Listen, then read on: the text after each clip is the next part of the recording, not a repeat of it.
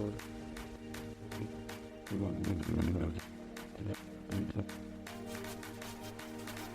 Learners, आप सभी का स्वागत है आपके अपने यूट्यूब चैनल लर्नो में।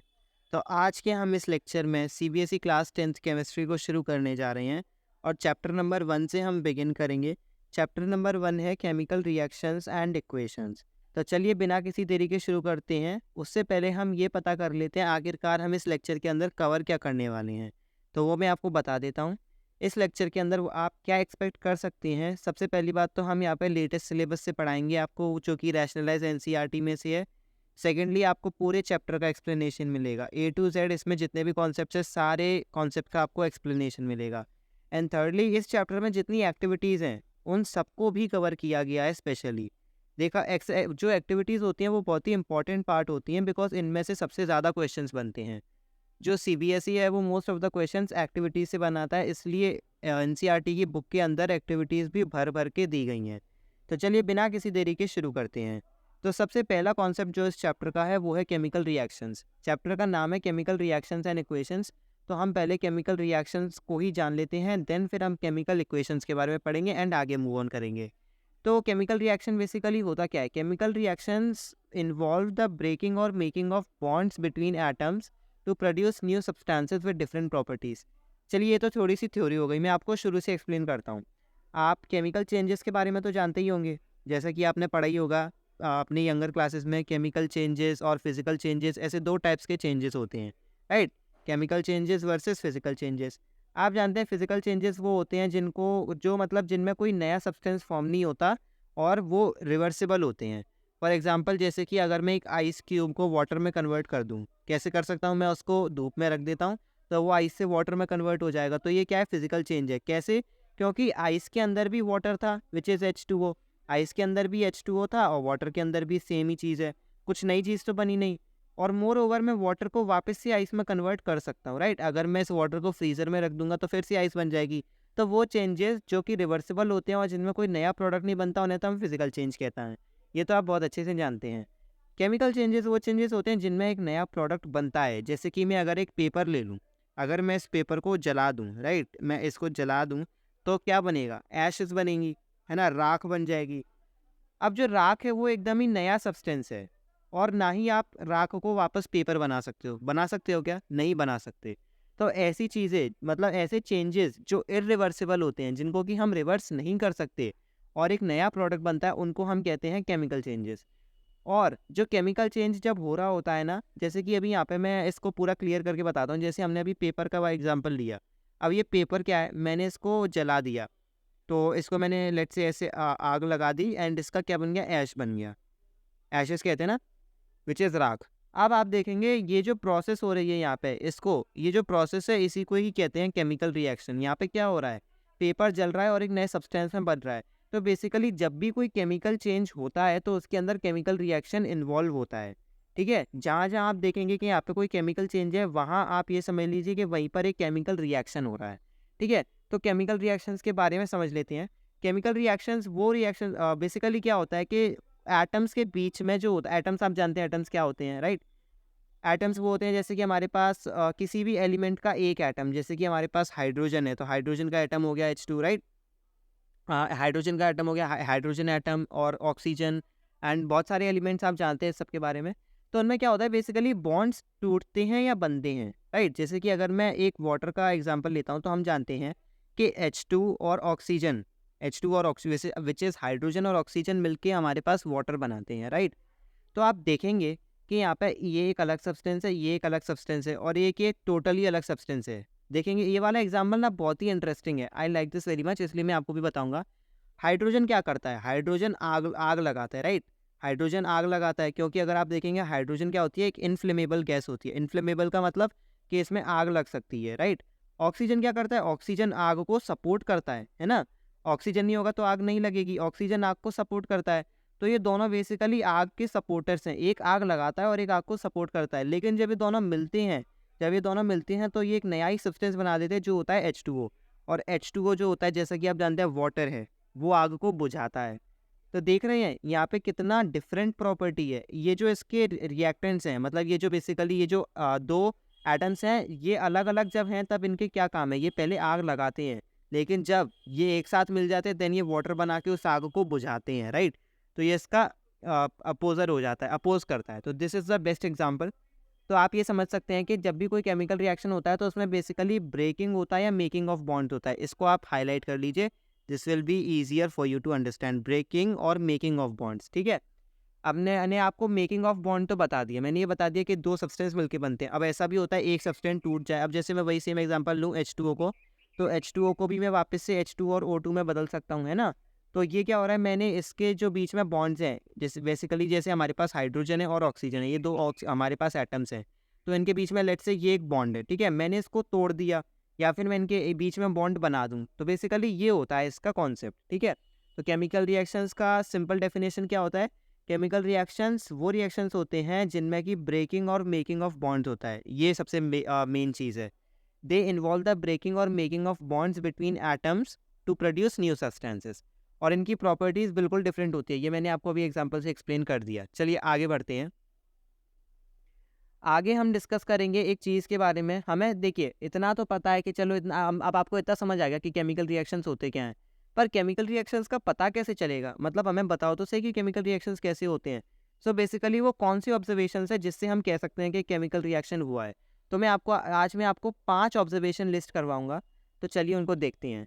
पहला होता है चेंज इन कलर, दूसरा होता है चेंज इन स्टेट, तीसरा होता है चेंज इन टेम्परेचर, चौथा होता है evolution of a gas, and पांचवा है फॉर्मेशन ऑफ अ प्रेसिपिटेट। हर एक को मैं एक्सप्लेन करता हूँ। चेंज इन कलर, जैसे कि हमारा कोई रिएक्शन हुआ है, कोई भी बेसिक हमने रिएक्शन किया, देखिए अभी मैं वही सेम एग्जांपल ले रहा हूँ, paper. Paper basically generally white colour का होता है ना, लेकिन जब मैंने उसको जलाया, बेसिकली जब मैंने उसको बर्न किया, तो वो क्या बन गया, वो ऐश बना। और ऐश क्या होता है, ब्लैक और ब्राउन कलर का, राइट, ब्लैक कलर का, ब्राउन कलर का, जो भी हो। तो आप देखेंगे कलर चेंज हुआ है ना। और ऐसे बहुत ही एग्जांपल्स हैं, बहुत सारे एग्जांपल्स हैं इनके बारे में। अब जैसे कि अगर हम थोड़ी स्टैंडर्ड रिएक्शंस लेते हैं, जैसे कि मैं एक रिएक्शन लेता हूँ, वो मैं आपको एक्सप्लेन आगे करके बताऊंगा क्योंकि this is the very first chapter. तो ऐसा तो नहीं है कि पहले लेक्चर में ही आपको मतलब आप एकदम केमिस्ट्री के मास्टर बन जाओगे, बट आपको मैं एक रोड मैप की तरीके से समझा दूंगा जिससे कि आप धीरे धीरे करके इस सब्जेक्ट को पूरी तरीके से एस कर लोगे। मतलब जब हम इस केमिस्ट्री को मतलब पूरा जब इसका सिलेबस खत्म होगा ना, then you will be fully confident with chemistry, आपको केमिस्ट्री में कोई दिक्कत नहीं आएगी। तो चेंज इन कलर के लिए लेट्स से हम ले लेते हैं कोई सा भी, लेट्स से हमारे पास एक कॉपर है। तो कॉपर जो होता है वो किस कलर का होता है, ब्राउनिश कलर का होता है, राइट, ब्राउन कलर का होता है। लेकिन अगर अगर मैं इसको बेसिकली ऑक्सीजन में हीट करता हूँ, ऑक्सीजन जैसे ऑक्सीजन है उसमें मैंने इसको थोड़ा सा हीट किया, बेसिकली हीट का जो सिंबल होता है वो ये डेल्टा होता है, दिस इज ट्राइंगल, तो इसको हम ऑक्सीजन वो हीट का सिंबल कहते हैं। तो जब मैं इन दोनों को हीट करता हूँ तो मेरे पास कॉपर ऑक्साइड बनता है ना। और ये कॉपर ऑक्साइड जो होता है ये ब्लैक कलर का होता है। तो बेसिकली ब्राउन कलर से ये रेडिश ब्राउन होता है बेसिकली कॉपर का कलर, लेकिन फिर वो ब्लैक बन जाता है। तो बेसिकली कलर चेंज से हमने पता कर सकते हैं कि एक रिएक्शन हुआ है या नहीं हुआ है। दूसरा होता है चेंज इन स्टेट, जहाँ पे हमारा जो रिएक्टेंट होते हैं उनका स्टेट ही बदल जाता है। अभी जो मैंने आपको एग्जांपल दिया था पिछले पेज पे वाटर वाला, वही सेम एग्जांपल आपको यहाँ पे आसानी से समझा देगा। H2 क्या होती है, H2 इज़ अ गैस, है ना। ऑक्सीजन क्या होती है, oxygen is also a gas, ठीक है। और अगर हम इन दोनों को मिलाते हैं तो हमारे पास H2O बनता है, विच इज़ लिक्विड, यस। मतलब एक गैस और एक मतलब दो गैसेस मिली, gas plus gas gives us liquid, ठीक है। आप देखेंगे यहाँ पे उल्टा ही हो गया। तो यहाँ पे जब चेंज होता है, चेंज इन स्टेट, बेसिकली उन जैसे कि आप जानते हैं मैटर की 3 स्टेट होती हैं, हालांकि होती 5 है लेकिन जनरली 3 स्टेट होती हैं। तो आप देखेंगे यहाँ पे सॉलिड से गैस बन गया, तो this is also an example. तीसरा है चेंज इन टेम्परेचर, टेम्परेचर में चेंज आना। जैसे कि इसका मैं जनरल एग्जांपल दे देता हूँ, जैसे कि हमारे पास जो क्विकलाइम होता है, बेसिकली CaO, कैल्शियम ऑक्साइड को हम क्विकलाइम कहते हैं। जब हम इसमें वाटर मिलाते हैं तो ये जो इसके अंदर नया प्रोडक्ट बनता है जिसको कि हम कहते हैं कैल्शियम हाइड्रोक्साइड। ये अभी आपको अगर समझ नहीं भी आ रहा है तो कोई दिक्कत नहीं है। समझने का मतलब ये नहीं कि आपको ये ऑब्जर्वेशन समझ नहीं आ रही, जो भी मैं अभी यहाँ पे रिएक्शंस लिख रहा हूँ, अगर ये आपको समझ नहीं भी आ रही हैं तो कोई प्रॉब्लम नहीं है, अभी मैं इनको एक्सप्लेन करूँगा। वो तो यहाँ पे मैं सिंप्लीफिकेशन के लिए इनको ऐसे लिख रहा हूँ। तो जब भी हम कैल्शियम ऑक्साइड को वाटर से मिलाते हैं तो हमारे पास कैल्शियम हाइड्रोक्साइड बनता है और हीट इवॉल्व होती है। तो जैसे कि अगर एक हम बीकर ले लेते हैं, लेट्स से बीकर है, अगर हम इसके अंदर कैल्शियम ऑक्साइड डालेंगे, ठीक है, इसके अंदर अगर हम वाटर डालेंगे, तो ये जो बीकर है ना, कुछ देर आप बाद आप देखेंगे इसका जो टेम्परेचर है वो बढ़ जाता है। तो this is also an example कि आपको पता चल जाएगा कि रिएक्शन हुआ है या नहीं हुआ है। चौथा है एवोल्यूशन ऑफ अ गैस। इसमें क्या होता है कि एक गैस इवॉल्व होती है। सो लेट्स से हम कैल्शियम कार्बोनेट ले लेते हैं CaCO3। अगेन आपको कोई भी ज़रूरत नहीं है, अगर आपको ये रिएक्शन समझ नहीं आए अभी आपको कोई दिक्कत नहीं है, मैं अभी आगे इसी लेक्चर में आपको एक्सप्लेन कर दूंगा, so don't worry. So CaCO3 को अगर हम हीट करते हैं, अगेन अगर हम इसको हीट करेंगे तो हमारे पास क्या आता है CaO। सबसे पहली बात तो मैं आपको बता दूं ये सॉलिड होता है, ये सॉलिड स्टेट में है, दिस इज सॉलिड। ये भी सॉलिड आता है लेकिन इसमें गैस इवॉल्व होती है, वो है CO2। एंड ये CO2 क्या है, गैस है ना। तो यहाँ पर आप देखेंगे गैस इवॉल्व हुई है। गैस की आपको जैसे कि अगर हमारे पास कोई बीकर है तो उसके अंदर आपको इसकी फ्यूम्स भी दिख सकती हैं। कार्बन डाइऑक्साइड को डिटेक्ट करने के अलग अलग टेस्ट होते हैं तो आप उनको भी चेक कर सकते हैं। तो basically evolution of a gas का भी एग्जाम्पल हो गया। लास्ट होता है फॉर्मेशन ऑफ अ प्रेसिपिटेट। इसका मैं एग्जांपल आपको आगे दूंगा बिकॉज इसका जो रिएक्शन में लिखूंगा वो थोड़ा कॉम्प्लेक्स हो सकता है, तो आपको शायद समझना है। बट बेसिकली प्रेसिपिटेट होता क्या है, एक इनसॉल्युबल सॉल्ट। जैसा कि आप समझ सकते हैं, जैसे कि हमारे पास कोई एक, अगेन मैं बीकर लेता हूँ, उसमें मैंने दो चीज़ें डाली, लेट से कोई से भी मैंने केमिकल डाले, उसमें से कोई चीज़ अगर जैसे नीचे बीकर में जम गई पाउडर जैसा नीचे, तो इसको हम क्या कहेंगे, प्रेसिपिटेट कहेंगे। Precipitate is basically insoluble in nature, ठीक है। तो इसको हम कहते हैं फॉर्मेशन ऑफ अ प्रेसिपिटेट। तो अगर कहीं प्रेसिपिटेट बनती भी है तो उससे हम बता सकते हैं कि ये क्या है, एक रिएक्शन, मतलब एक रिएक्शन हुआ है, केमिकल रिएक्शन। अब मैंने इतनी सारी बातें कर ली, इन इक्वेशंस के बारे में भी बात कर ली, तो हमारे चैप्टर का नाम है केमिकल रिएक्शंस एंड इक्वेशंस। तो अब हम बात करते हैं केमिकल इक्वेशंस के बारे में। तो केमिकल इक्वेशंस होती क्या है, तो इतनी देर से जो मैं लिख रहा हूँ, बेसिकली जो मैं इतनी देर से लिख रहा हूँ, जैसे कि CaO + H2O वाला फलाना ढिकाना जो भी मैं लिख रहा हूँ ऐसे एरो बना बना के, इन्हीं को ही हम केमिकल इक्वेशन कहते हैं, ठीक है। एक केमिकल इक्वेशन बेसिकली रिप्रेजेंटेशन होता है, focus on the main word, एक रिप्रेजेंटेशन होता है, ठीक है। Representation of a chemical reaction using symbols and फॉर्मूले। मैं इतनी देर से सिंबल्स और फॉर्मूले ही तो यूज़ कर रहा हूँ, ऑफ द सब्सटेंसेस जो कि इसमें यूज़ किए जा रहे हैं। Where in the reactants lie on the left hand side and the products on the right hand side. तो इसमें मैं आपको एक रिएक्शन लिख के बताता हूँ, जो सबसे फेमस में रिएक्शन होती है। पहले मैं आपको सारा वो रिएक्शन ही होती है, यहाँ पे देख लीजिए। हमारे पास एक रिएक्शन है, वो है magnesium plus oxygen. Magnesium plus oxygen gives us magnesium oxide. तो बेसिकली यहाँ पर इस साइड जो लेफ्ट हैंड साइड पे हैं, ये जो लेफ्ट हैंड साइड है, इस पर जो भी आपके एलिमेंट्स होते हैं, जितने भी कंपाउंड्स होते हैं, इनको हम कहते हैं रिएक्टेंट्स। और जो राइट हैंड साइड पे मतलब इस एरो के दूसरी तरफ होते हैं, उनको हम कहते हैं product. So this is the basic difference, ठीक है। आपके जो रिएक्टेंट होंगे वो LHS पर लाई करेंगे, मैथ नहीं है, बेसिकली लेफ्ट हैंड साइड पर लाई करेंगे, and this is on right hand side, ठीक है। तो दोनों साइड पे ऐसे लाई करते हैं। अब मैं आपको बता देता हूँ कि रिएक्टेंट्स और प्रोडक्ट्स होते क्या हैं। जैसा कि आप देख सकते हैं, substances that undergo a chemical reaction are called reactants. तो वो सब्सटेंसेस जो एक केमिकल रिएक्शन से अंडरगो करते हैं, यहाँ पर आप देखेंगे हम केमिकल रिएक्शन जो कैरी आउट कर रहे हैं वो किन के ऊपर कर रहे हैं, हम मैग्नीशियम के ऊपर कर रहे हैं, हम ऑक्सीजन के ऊपर कर रहे हैं, है ना, और तो किसी चीज़ के ऊपर कर नहीं रहे। तो ये हमारे रिएक्टेंट्स हो गए। और प्रोडक्ट्स होते हैं जो उनके नए सब्सटेंसेस बनते हैं, मतलब इन दोनों को मिला के हमें जो नया सब्सटेंस मिला उसको हम कहते हैं प्रोडक्ट, ठीक है। तो product are the new substances formed during the reaction, ठीक है। एक word equation shows the change of reactants to products through a arrow placed between them. जैसा कि आप देख सकते हैं, अभी यहाँ पे हमारे पास एक वर्ड इक्वेशन है। अभी हमने केमिकल इक्वेशन नहीं लिखी, अभी हमने वर्ड इक्वेशन लिखी है। केमिकल इक्वेशन के लिए तो अभी हम सिंबल्स को यूज़ करेंगे, वो मैं अभी आपको आगे सिखाता हूँ। तो यहाँ पे हमारी जो वर्ड इक्वेशन है वो हमें दिखा रही है कि रिएक्टेंट से प्रोडक्ट्स में चेंज कैसे हो रहा है, मैग्नीशियम और ऑक्सीजन मैग्नीशियम ऑक्साइड में कैसे बदल रहे हैं, ठीक है। Through an arrow placed between them, एक एरो है जो कि ये है, इनको हम बीच में प्लेस करते हैं। जो एरो हेड होता है वो हमेशा प्रोडक्ट्स की तरफ शो करता है, ठीक है। हमारा कभी भी ऐसा नहीं होगा कि अगर जैसे कि यहाँ पे एरो इस साइड है तो हम इसको ऐसे कर दें, ऐसे नहीं होता। रिएक्शन का जो एरो होता है वो इस साइड ही रहता है, प्रोडक्ट्स की तरफ। अगर आप ठीक है, प्रोडक्ट्स मेरा RHS पे होते हैं और RHS की तरफ ही इसका एरो हेड होता है, ठीक है।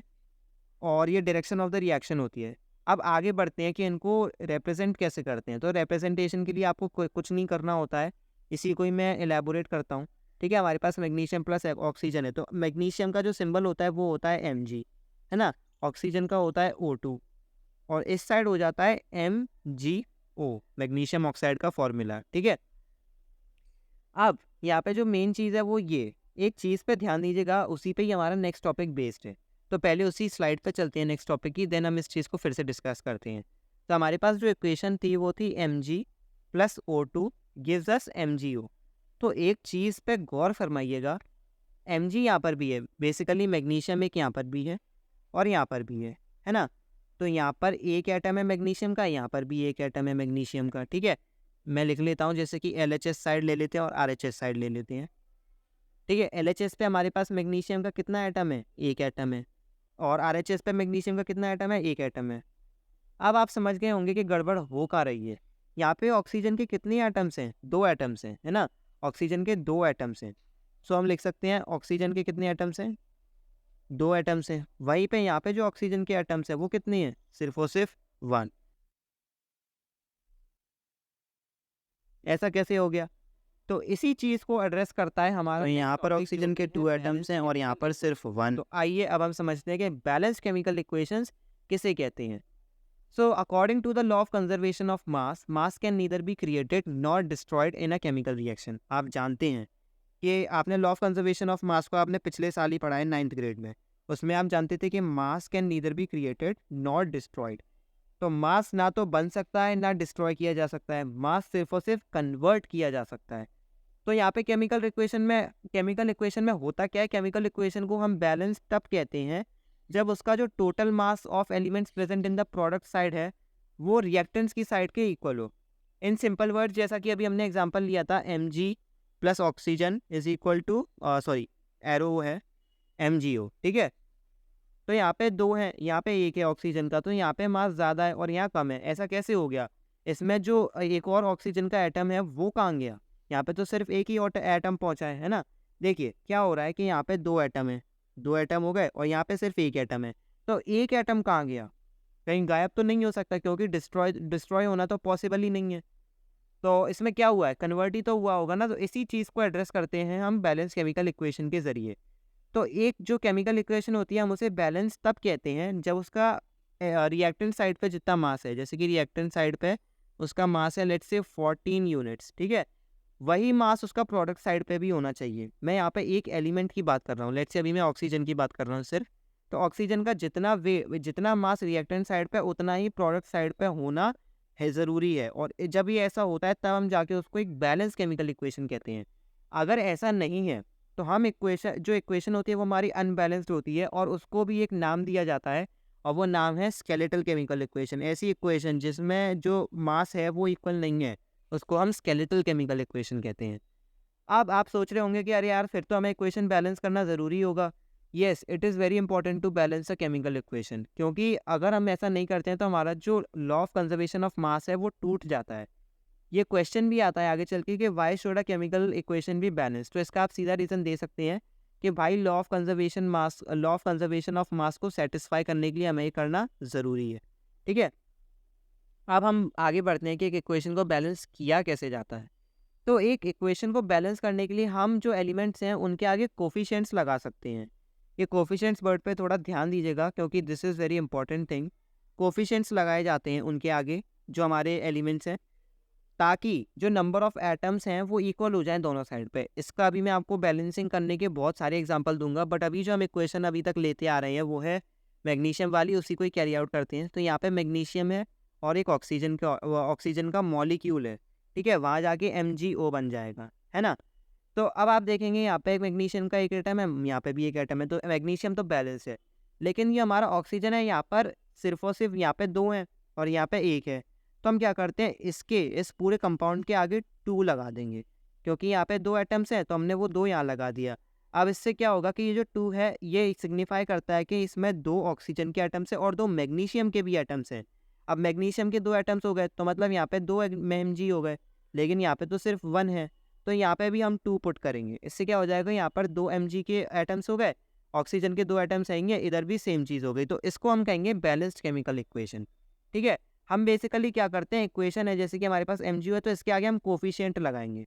अब ऐसा नहीं है MgO है तो हम इसको Mg लिख दें और फिर 2O लिख दें। This is not possible, this is impossible, ऐसा नहीं होता है, ठीक है। क्योंकि ये अलग अलग नहीं है, ये एक पूरा कंपाउंड है एंड कंपाउंड को हम ऐसे डिफ्रेंशिएट नहीं कर सकते कि ऑक्सीजन के आगे 2 लगा दिया। This is not possible generally, ठीक है। तो हम क्या लिखेंगे, 2MgO लिखेंगे और ये जो 2 है ये इसके लिए भी होगा और इसके लिए भी होगा, ठीक है। अब आगे बढ़ते हैं और इसमें इंपॉर्टेंट टॉपिक आएगा, वो यही है कि कभी कभी हम इसमें जो स्टेट्स होती हैं उनको भी रिप्रेजेंट करते हैं। तो gaseous, aqueous, liquid and solid states, 4 states को हम सिग्निफाई करते हैं एक इक्वेशन में। उनके जो नोटेशंस है वो यहाँ पर दी हैं। गैसियस को अगर आपको डिनोट करना है तो गैसियस के लिए जी यूज़ होता है, एक्वस के लिए ए क्यू यूज़ होता है, लिक्विड के लिए एल यूज़ होता है और सॉलिड के लिए एस यूज़ होता है। अब गैस और लिक्विड और सॉलिड ये तो आपको समझ आ गए होंगे। जो मेन कन्फ्यूजन होगा वो होगा ये एक्वस पे। What the hell is this aqueous, right?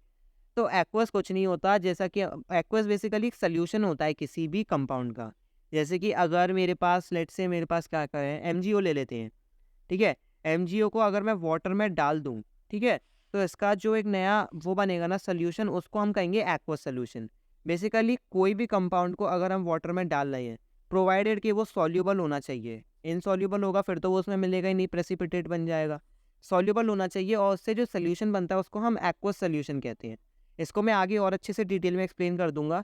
एक ही बार में तो सब नहीं हो जाएगा, वो जैसे जैसे आप प्रैक्टिस करते जाओगे आपको सब समझ आ जाएगा। तो एक्वस बेसिकली क्या है, किसी भी कंपाउंड का सोल्यूशन वाटर में, ठीक है। और कभी कभी क्या होता है कि हम रिएक्शन कंडीशंस को भी डिनोट करते हैं, जैसे कि टेम्परेचर हो गया, प्रेशर हो गया, कैटलिस्ट हो गया। टेम्परेचर और प्रेशर तो आपको समझ आ गया होगा। जो मेन चीज़ होगी वो ये होगी कि भाई ये कैटलिस्ट क्या होता है। तो कैटलिस्ट कुछ नहीं होता, बेसिकली एक कंपाउंड होता है जिससे जो हमारी रिएक्शन है ना वो जल्दी हो जाए, ठीक है। रिएक्शन को थोड़ा फास्ट करने के लिए, ऐसे बहुत से रिएक्शन होते हैं ना जो बहुत धीरे धीरे होते हैं, उसको थोड़ा फास्ट करने के लिए हम उसमें कैटलिस्ट डाल देते हैं, ठीक है। इनको कैसे डिनोट करते हैं, हम जो एरो यूज़ करते हैं ना उसके ऊपर लिख देते हैं या नीचे लिख देते हैं। ये भी जो भी टेम्परेचर, प्रेशर या कैटलिस्ट है ना, इनको हम एरो के ऊपर नीचे लिख सकते हैं, ठीक है। अब हम थोड़ी इक्वेशंस को चलो बैलेंस करते हैं। So let's practise some balancing. Equations लेंगे हम आपके लिए। सबसे पहली इक्वेशन है वो है Fe plus H2O gives Fe3O4 plus H2। तो इसके लिए मैं आपको स्टेप बाय स्टेप मेथड बताऊंगा कि आपको एक इक्वेशन को अगर बैलेंस करना है तो वो आप करेंगे कैसे। तो सबसे पहला जो आपका स्टेप है, अभी आपको मैं क्या कर रहा हूँ, एकदम प्रो मेथड से तो नहीं बताऊंगा, मैं आपको बहुत बेसिक तरीके से बताऊंगा जो एनसीईआरटी में प्रिस्क्राइब्ड है। सबसे पहले तो हम इन सबके अराउंड बॉक्सेस बना लेंगे, ठीक है। Let's draw some boxes around them. तो हम क्या करेंगे, हर एक जो हमारा जो भी एलिमेंट यूज़ हो रहा है ना उसके अगेंस्ट हम बॉक्सेस बनाएंगे, ठीक है। तो यहाँ पे बना लिया, यहाँ पे बना लिया, यहाँ पे बना लिया। जब आप असली में बैलेंस करेंगे तब आपको ये करने की बिल्कुल ज़रूरत नहीं है, एक बार आपको अगर प्रैक्टिस हो जाती है, ठीक है। सबसे पहले हमने बॉक्सेस बना लिए। अब हमें क्या करना है कि हमें पहले लिस्ट करना है कि LHS और RHS पे कैसे क्या अमाउंट्स हैं। तो मैं जैसे कि LHS पे डिनोट करता हूँ। LHS पे मेरे पास जो Fe है, Fe मीन्स आयरन। मैं इनके नाम डिनोट कर देता हूँ ताकि आपको कंफ्यूजन ना हो। आयरन है, H2O है मतलब वाटर हो गया। सो लेट्स से मैं इसको लिख लेता हूँ आयरन। इसकी जो वैलेंसी वो 3 है, तो आयरन ऑक्साइड, ठीक है। And H2 is hydrogen gas, hydrogen gas. Gas को बाद में डिनोट कर लेंगे, हाइड्रोजन गैस, ठीक है। तो LHS पे हमारे पास आयरन के कितने एटम्स हैं, हमें पहली बात तो ये डिनोट करना है कि कितनी है। तो LHS पे हमारे Fe का सिर्फ और सिर्फ एक एटम है ना। और H2 बेसिकली हाइड्रोजन, हम यहाँ पे H2O नहीं लिखेंगे, हम यहाँ पे सिर्फ और सिर्फ एलिमेंट्स को नोट डाउन करते हैं। जब हम ऐसे बैलेंस करते हैं दोनों साइड का LHS, तब हम यहाँ पे सिर्फ एलिमेंट्स को राइट करेंगे, लेकिन हमारा मीनिंग वही होगा पूरा कंपाउंड, ठीक है। H2 हो गया और O2 हो गया। यहाँ पे इनके सिंबल्स हैं। H2 के कितने एटम्स हैं, 2 हैं, और ऑक्सीजन का सिर्फ और सिर्फ 1 है। ये हमारा LHS हो गया। अब RHS पे देखते हैं। RHS पे क्या है, RHS पे Fe के 3 एटम्स हैं, हाइड्रोजन के 2 एटम्स हैं विच इज़ इक्वल, और ऑक्सीजन के 4 हैं। तो देखेंगे कितनी, देखिए हाइड्रोजन तो सेम हो गया, लेकिन Fe और ऑक्सीजन इन दोनों के बीच में कितने डिफरेंसेस हैं। तो इन्हीं सबको मैनिपुलेट करने के लिए हम क्या करेंगे, इनके आगे कोफिशिएंट्स लगाना शुरू करेंगे, ठीक है। तो सबसे पहले मैं नीचे इरेज कर लेता हूँ और हम इसको बैलेंस करना शुरू करते हैं। तो देखिए बैलेंसिंग करने के लिए आपको सबसे पहला स्टेप क्या करना है, कोफिशिएंट लगाना है। अब वो भी क्वेश्चन होता है कि कोफिशिएंट आगे सबसे पहले किसके आगे लगाएं। तो फ्रॉम माय कंडीशन आप क्या कर सकते हैं, आप जो भी जिसके सबसे ज़्यादा एटम्स होते हैं ना, आप उसको उसके कोफिशिएंट लगाना शुरू करें। मतलब बेसिकली जैसे यहाँ पर आप देखेंगे ऑक्सीजन के सबसे ज़्यादा एटम है, तो सबसे पहले आप ऑक्सीजन को बैलेंस करें, ठीक है। ऑक्सीजन को बैलेंस करें, बिकॉज ऑक्सीजन एक बार बैलेंस हो जाएगा फिर आपका क्वेश्चन ईजी हो जाएगा, ठीक है। जिसके सबसे ज़्यादा एटम्स होते हैं उनको बैलेंस करना सबसे बेस्ट मेथड होता है, बिकॉज इससे आपका क्वेश्चन ईजी होता चला जाएगा। It is convenient basically. तो यहाँ पे 4 हैं और यहाँ पे सिर्फ 1 है, तो मैं क्या करूँगा, यहाँ पे 4 पुट कर दूंगा, ठीक है। इनके आगे आपको कोफिशिएंट लगाना है, वो भी बॉक्सेस के बाहर। तो यहाँ पे मैंने 4 पुट कर दिया, ठीक है। नेक्स्ट मेरे पास यहाँ पे ऑक्सीजन के 4 एटम्स हो गए, यहाँ पे भी 4 एटम्स हो गए। अब यहाँ पे एक चीज़ नोटिस करनी पड़ेगी आपको कि जो H2 है, H2 के अब कितने हो गए, 4H2 मतलब 8 हो गए, 8 एटम्स हो गए इसके, ठीक है, 8 एटम्स हो गए, 8 एटम्स हो गए, और यहाँ पे सिर्फ और सिर्फ 2 हैं, तो यहाँ पर भी 4 पुट कर देंगे। अब देखते हैं आयरन की तरफ, ठीक है, आयरन के यहाँ पे 3 है, तो यहाँ पे हमने बेसिकली 3 पुट कर दिया, 3 पुट कर देंगे।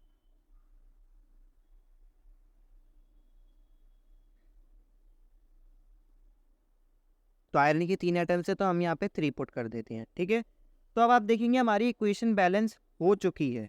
अब हम इसको एक बार पहले नोट डाउन करेंगे कि कैसे क्या वैल्यूज़ आ रही हैं LHS और RHS की, देन हम इसको कंक्लूड करेंगे, ठीक है। तो LHS को आप देखेंगे, LHS पे आयरन के कितने एटम्स हैं, 3 हैं। हाइड्रोजन के कितने एटम्स हैं, 8 हैं, ठीक है। 8 कैसी हैं, देखिए 4H2 लिखा है, 4H2O लिखा है, तो H2 के तो हो गए 2, और इसका इसमें मल्टीप्लिकेशन हो जाएगा, 4 2 ज़ा 8, क्योंकि अगर देखिए 4 ऐसे एटम्स हैं H2 के, तो कितने हो गए, H8 हो जाएगा। H8 तो नहीं, मतलब बेसिकली 8 एटम्स हो गए, मेरे कहने का मतलब वो था, ठीक है, 8 एटम्स हो गए। तो 8 एटम्स को हम यहाँ पे मेंशन कर चुके हैं। देन हमारे पास ऑक्सीजन के कितने हो गए, ऑक्सीजन के हो गए हमारे पास 4। अब RHS पे देखते हैं, RHS पे क्या कंडीशन हो रही है, ठीक है। RHS पे Fe के कितने हैं, 3 हैं, और ऑक्सीजन के कितने हैं, 4 हैं, एंड हाइड्रोजन के कितने हैं, हाइड्रोजन के हो गए 8। तो अब ऑक्सीजन भी मैच हो गया, आयरन भी मैच हो गया, और H2 भी मैच हो गया। तो दिस मीन्स कि ये इक्वेशन क्या हो गई है, बैलेंस हो चुकी है। तो चलिए अब हम क्या करेंगे, इनके आगे के जो बॉक्सेस हैं इन सबको हम इरेज करेंगे एंड इस इक्वेशन को फाइनल लुक दे देंगे। तो क्या हो जाएगा, 3Fe plus 4H2O gives Fe3O4 plus 4H2। अब इनकी हमें क्या करना है, सॉलिड स्टेट मेंशन करनी है। देखिए जो हमारी सॉलिड स्टेट होती है उसको मेंशन करना ऑप्शनल होता है। अगर क्वेश्चन में बोला है मेंशन करो तो ही करना, वरना अगर आपको उसमें थोड़ा भी कन्फ्यूजन है तो मत करना। बट बेसिकली मेरे को यहाँ पे पता है क्या स्टेट्स है, तो मैं उनको मेंशन कर देता हूँ। तो हाइड्रोजन तो हो गई gas, Fe3O4 is solid, H2O is liquid, and this is solid, ठीक है, दिस इज सॉलिड। तो ये हमारा क्या हो गया, इक्वेशन बैलेंस हो गया। तो अभी के लिए मैं स्टेट्स को इरेज कर देता हूँ, because these are of not importance, ये आपको एक्सप्लेन करने के लिए था। अनलेस और अनटिल मेंशन नहीं है मत करना, बिकॉज मार्क्स कटने के चांसेस रह जाएंगे। Next equation is HNO3 plus CaOH whole twice gives CaNO3 whole twice plus H2, ठीक है। तो मैं इनके नाम मेंशन कर देता हूँ। This is basically nitric acid, ये नाइट्रिक एसिड है, ये कैल्शियम हाइड्रोक्साइड है, ये कैल्शियम नाइट्रेट है, और ये वाटर है, ठीक है। नाइट्रिक एसिड हो गया, कैल्शियम हाइड्रोक्साइड है, इसको मैं लिख ही देता हूँ, चलो, calcium hydroxide, and this is calcium nitrate, calcium nitrate, and that is water. तो इसको भी बैलेंस करते हैं। अब मुझे नहीं लगता कि हमें बॉक्सेस लगाने की ज़रूरत है, राइट। अब तो आपको ये चीज़ समझ आ ही गई है। तो चलिए सीधे बैलेंसिंग करना शुरू करेंगे। अब हम इसको थोड़ा दिमाग में करने की कोशिश करेंगे। बार बार ये LHS और RHS तो आप नहीं लिखोगे हर एक क्वेश्चन में, वो तो मैं आपको पहली बार में एक्सप्लेन करने के लिए मैंने आपको वो एग्जाम्पल दे दिया। अब हम क्या करेंगे, इसको थोड़ा फास्ट करने की कोशिश करेंगे। तो अगेन उसी मेथड से शुरू करेंगे। सबसे पहले हमें ये देखना है कि किस में सबसे ज़्यादा एटम्स है। तो आप देखेंगे इसमें ऑक्सीजन की सबसे ज़्यादा एटम्स है, क्योंकि यहाँ पे 3 एटम्स हो गए और यहाँ पे 2 एटम्स हो गए, तो 3 + 2 इज इक्वल टू 5। यहाँ पे क्या है, 3 × 2 है, ठीक है, 3 एटम्स ऑक्सीजन के, एंड देन उसमें भी 2 एक्स्ट्रा है, तो 3 2 = 6, ठीक है। तो यहाँ पे 6 एटम्स हो रहे हैं, यहाँ पे 5 एटम्स हो रहे हैं। तो हमें इतना पता चल गया कि हमें शुरुआत ऑक्सीजन से ही करनी है। तो यहाँ पे हम पहले क्या करेंगे, इस NO3 ग्रुप को देखते हैं। ये ग्रुप यहाँ पे भी यूज़ हो रहा है, तो हम इसी से ही शुरू करेंगे। हम क्या करते हैं, यहाँ पे 2 लगा के देखते हैं, क्योंकि यहाँ पे अगर NO3 पे 2 लगाए तो हम इसको यहाँ पे बैलेंस करते हैं, इससे NO3 क्या हो जाएगा, 2 हो जाएगा। तो बेसिकली ये वाला ग्रुप हमारा बैलेंस हो गया, ठीक है। अब यहाँ पे हाइड्रोजन के कितने हो गए, 2H, मतलब हाइड्रोजन के 2 एटम्स हो गए, और यहाँ पे भी H2 मतलब 2 हो गए, विच इज़ 4, ओके, 4 एटम्स हो गए। यहाँ पे H2 हो गए कितने, यहाँ पे हाइड्रोजन के कितने हैं, सिर्फ 2 हैं। तो इसको बैलेंस करने के लिए यहाँ पे 2 कर देंगे, जिससे क्या हो जाए, 2 × 2 4 हो जाए, ठीक है। तो यहाँ पे हाइड्रोजन के हो गए 4 एटम, ठीक है। एंड टेन टना the equation is balanced already.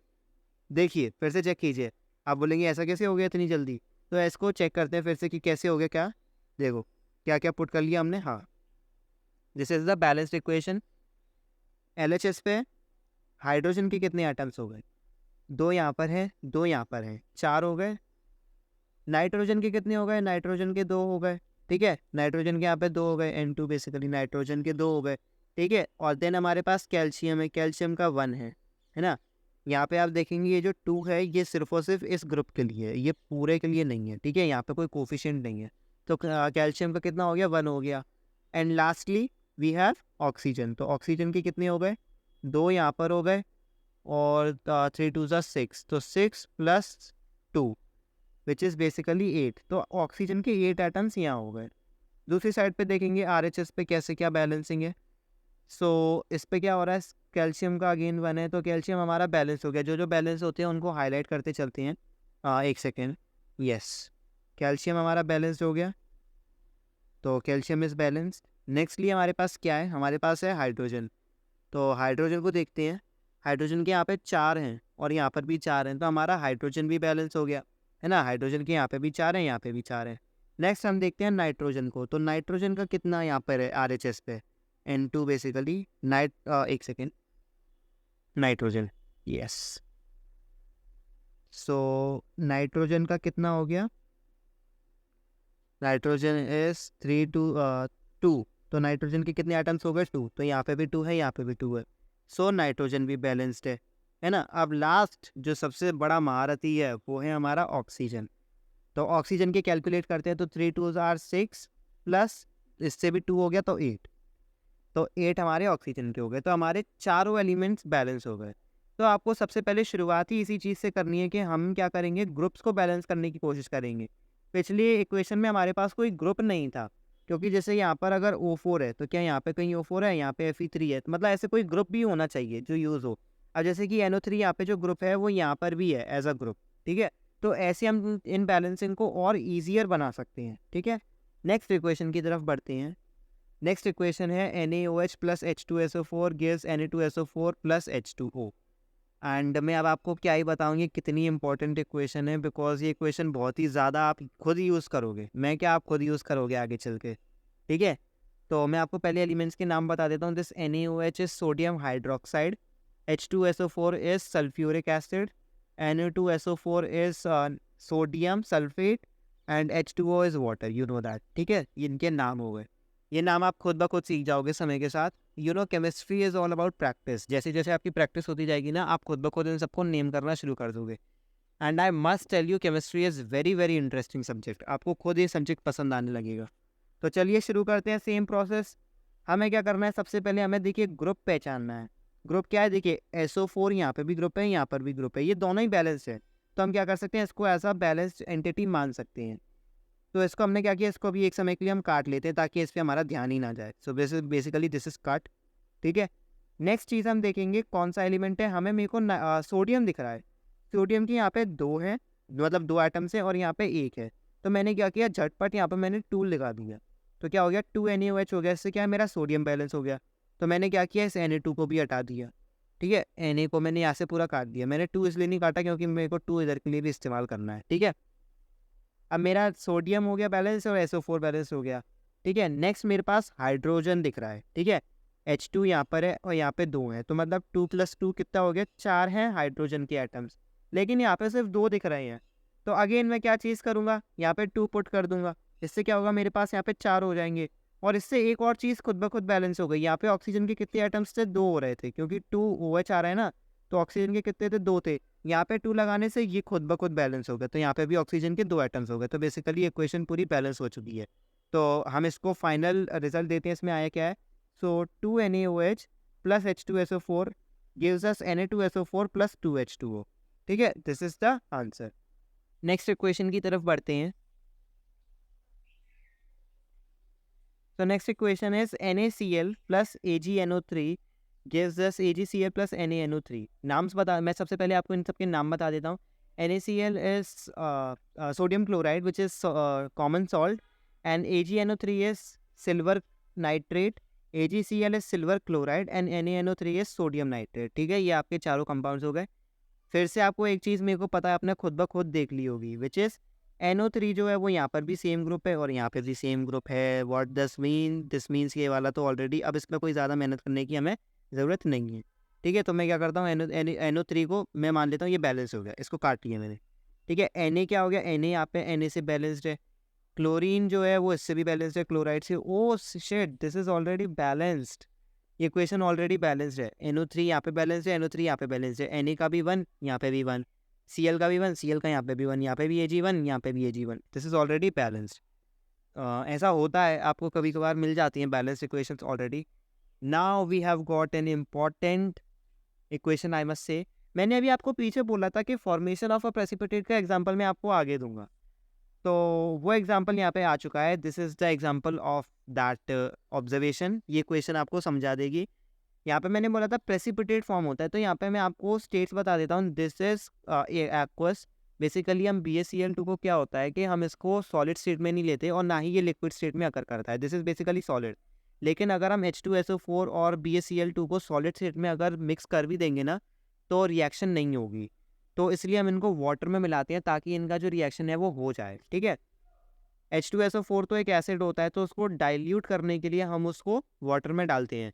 Dilute basically उसको कमज़ोर बनाने के लिए। आप जानते हैं एसिड जो होते हैं वो थोड़े से प्रॉब्लमेटिक होते हैं, बेसिकली करोजिव होते हैं, तो उनको थोड़ा उनका जो करोजिव नेचर है उसको कम करने के लिए हम उसको वाटर में मिला के उसको डाइल्यूट करते हैं। डाइल्यूशन के बारे में हम नेक्स्ट चैप्टर में पढ़ेंगे, एसिड्स बेसिस एंड सॉल्ट्स में, बट आपको छोटी सी इन्फॉर्मेशन देनी थी। सो बेसिकली ये क्या है, एक्वस स्टेट्स में है, ये दोनों ही एक्वस स्टेट में होंगे। बेसिकली एक्वस स्टेट मैंने आपको बता दिया कि ये जैसे कि हमारे पास BaCl2 क्या एक सॉलिड कंपाउंड है, तो मैंने इसको क्या किया, वाटर में मिला दिया और इसका एक सॉल्यूशन बना दिया। So that is an aqueous solution, ठीक है, कोई रॉकेट साइंस नहीं है। तो BaCl2 क्या हो गया, एक्वस हो गया, ये भी एक्वस हो गया, and this is solid because this is a precipitate. Precipitate जो होता है वो हमेशा सॉलिड फॉर्म में रहता है। And last we have a gas which is hydrogen chloride gas. ये एसिड नहीं है बिकॉज इसमें वाटर कंटेंट नहीं है, दिस इज अ गैस। तो इसको बैलेंस करना शुरू करते हैं, बैलेंसिंग शुरू करेंगे। अगेन सबसे पहले ग्रुप्स पहचान लूंगा मैं, SO4 यहाँ पे सेम ग्रुप बन गया, यहाँ पे भी SO4 सेम ग्रुप बन गया, ठीक है। BaCl2 को देखेंगे, यहाँ पे क्लोरीन के 2 एटम्स हैं लेकिन यहाँ पे सिर्फ एक एटम है, तो मैंने क्या किया, यहाँ पे 2 पुट कर लिया। इससे क्या होगा, मेरा ये बैलेंस हो जाएगा क्लोरीन वाली साइड। Ba यहाँ पे बैलेंस है, यहाँ पे भी बैलेंस है, तो बेसिकली मैं बोल सकता हूँ ये कंपाउंड बैलेंस है, ये कंपाउंड बैलेंस है। इन दोनों को चेक करता हूँ, तो देखिए इसमें SO4 तो बैलेंस हो गया, मेरे पास क्या बचा, हाइड्रोजन यहाँ पे और हाइड्रोजन यहाँ पे, तो यहाँ पे भी 2 हाइड्रोजन है, यहाँ पर भी 2 हाइड्रोजन है। So this equation is balance. इसमें सिर्फ हमें एक चीज़ करनी पड़ी, वो क्या थी, यहाँ पे सिर्फ हमें 2 पुट करना पड़ा। This was the balancing of this equation. तो नेक्स्ट इक्वेशन की तरफ बढ़ते हैं। नेक्स्ट इक्वेशन है Na plus H2O gives NaOH plus H2। तो अगेन पहले तो हम एलिमेंट्स और कंपाउंड्स के नाम ले लेते हैं। This is sodium, this is water, this is sodium hydroxide and this is hydrogen gas. तो अगेन नेमिंग बैलेंसिंग शुरू करते हैं। तो देखेंगे यहाँ पे हमारा जो सोडियम है वो Na यहाँ पर भी एक है, यहाँ पर भी एक है, पर सिंस अभी हमें ये दोनों हमने वेरीफाई नहीं किया, इसलिए अभी हम इनको ये नहीं कह सकते कि आगे बैलेंस नहीं होंगे। हाइड्रोजन यहाँ पर 2 है, यहाँ पर 2 है, लेकिन यहाँ पे एक हाइड्रोजन एक्स्ट्रा में है, ठीक है। तो इसको बैलेंस करने के लिए मैं क्या करता हूँ, देखिए यहाँ पे हम कोई ऑड नंबर तो नहीं लेंगे बिकॉज डिफिकल्ट हो जाएगा, तो मैं लेट्स से यहाँ पे 2 पुट करके देखता हूँ। तो 2 से क्या होता है, बेसिकली देखिए यहाँ पर 2 से ये हो जाएगा कि हाइड्रोजन कितने हो जाएंगे, 2 हो जाएंगे, तो यहाँ पे 2 और यहाँ पर 2 तो 4 हो जाएगा।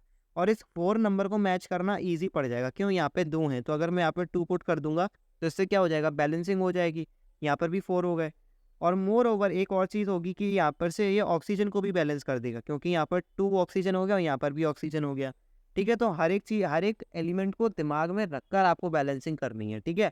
अब यहाँ पे एक स्टेप और रह गया है, यहाँ पे 2Na हो रहा है, तो इसलिए हम यहाँ पर भी एक 2 पुट कर देंगे।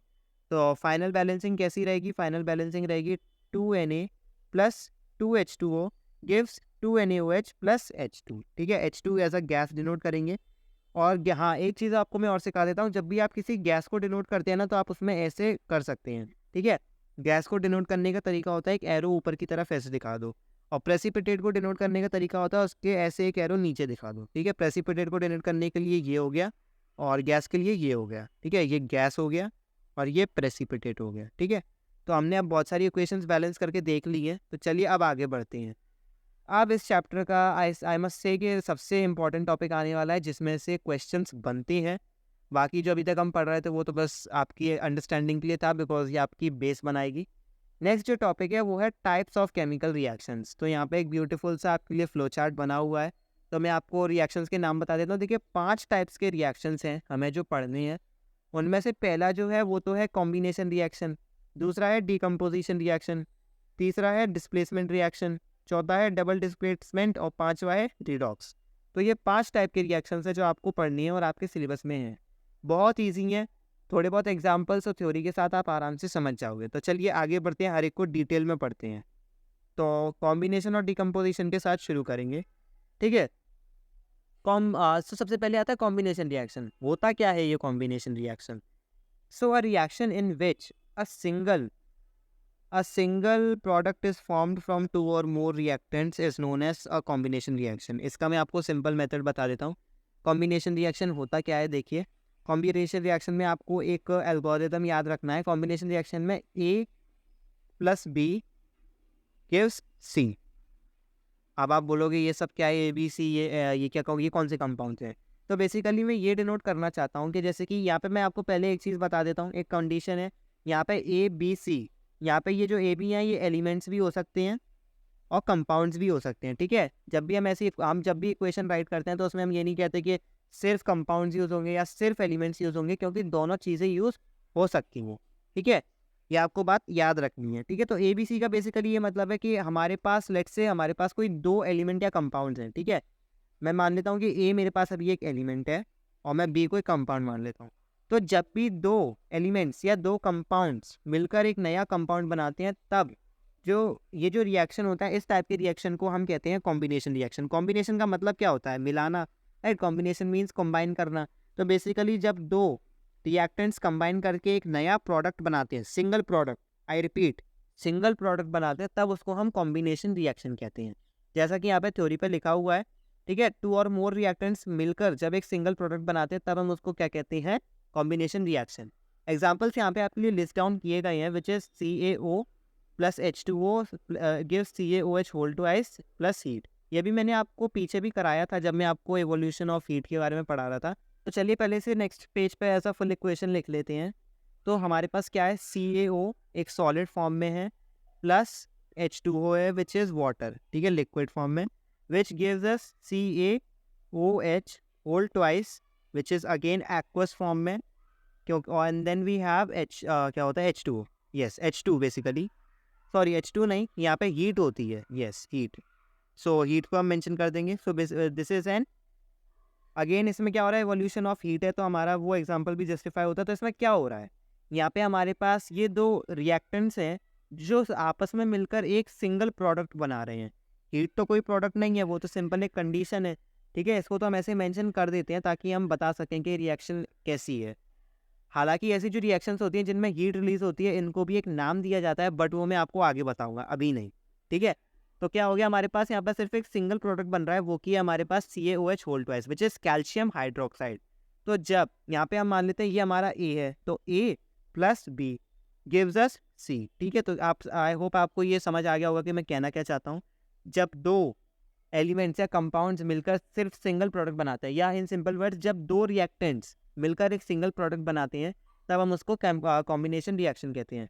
नेक्स्ट एग्जांपल वही वो Mg और O2 वाला है। आई डोंट नो, ये मैं आपको फिर से कराऊँ क्योंकि ये क्वेश्चन बहुत ज़्यादा यूज़ कर रहे हैं, बट इसमें आपको थोड़ी बैलेंसिंग सिखा देता हूँ, ठीक है। तो 2M, बेसिकली मैं इक्वेशन लिख लेता हूँ।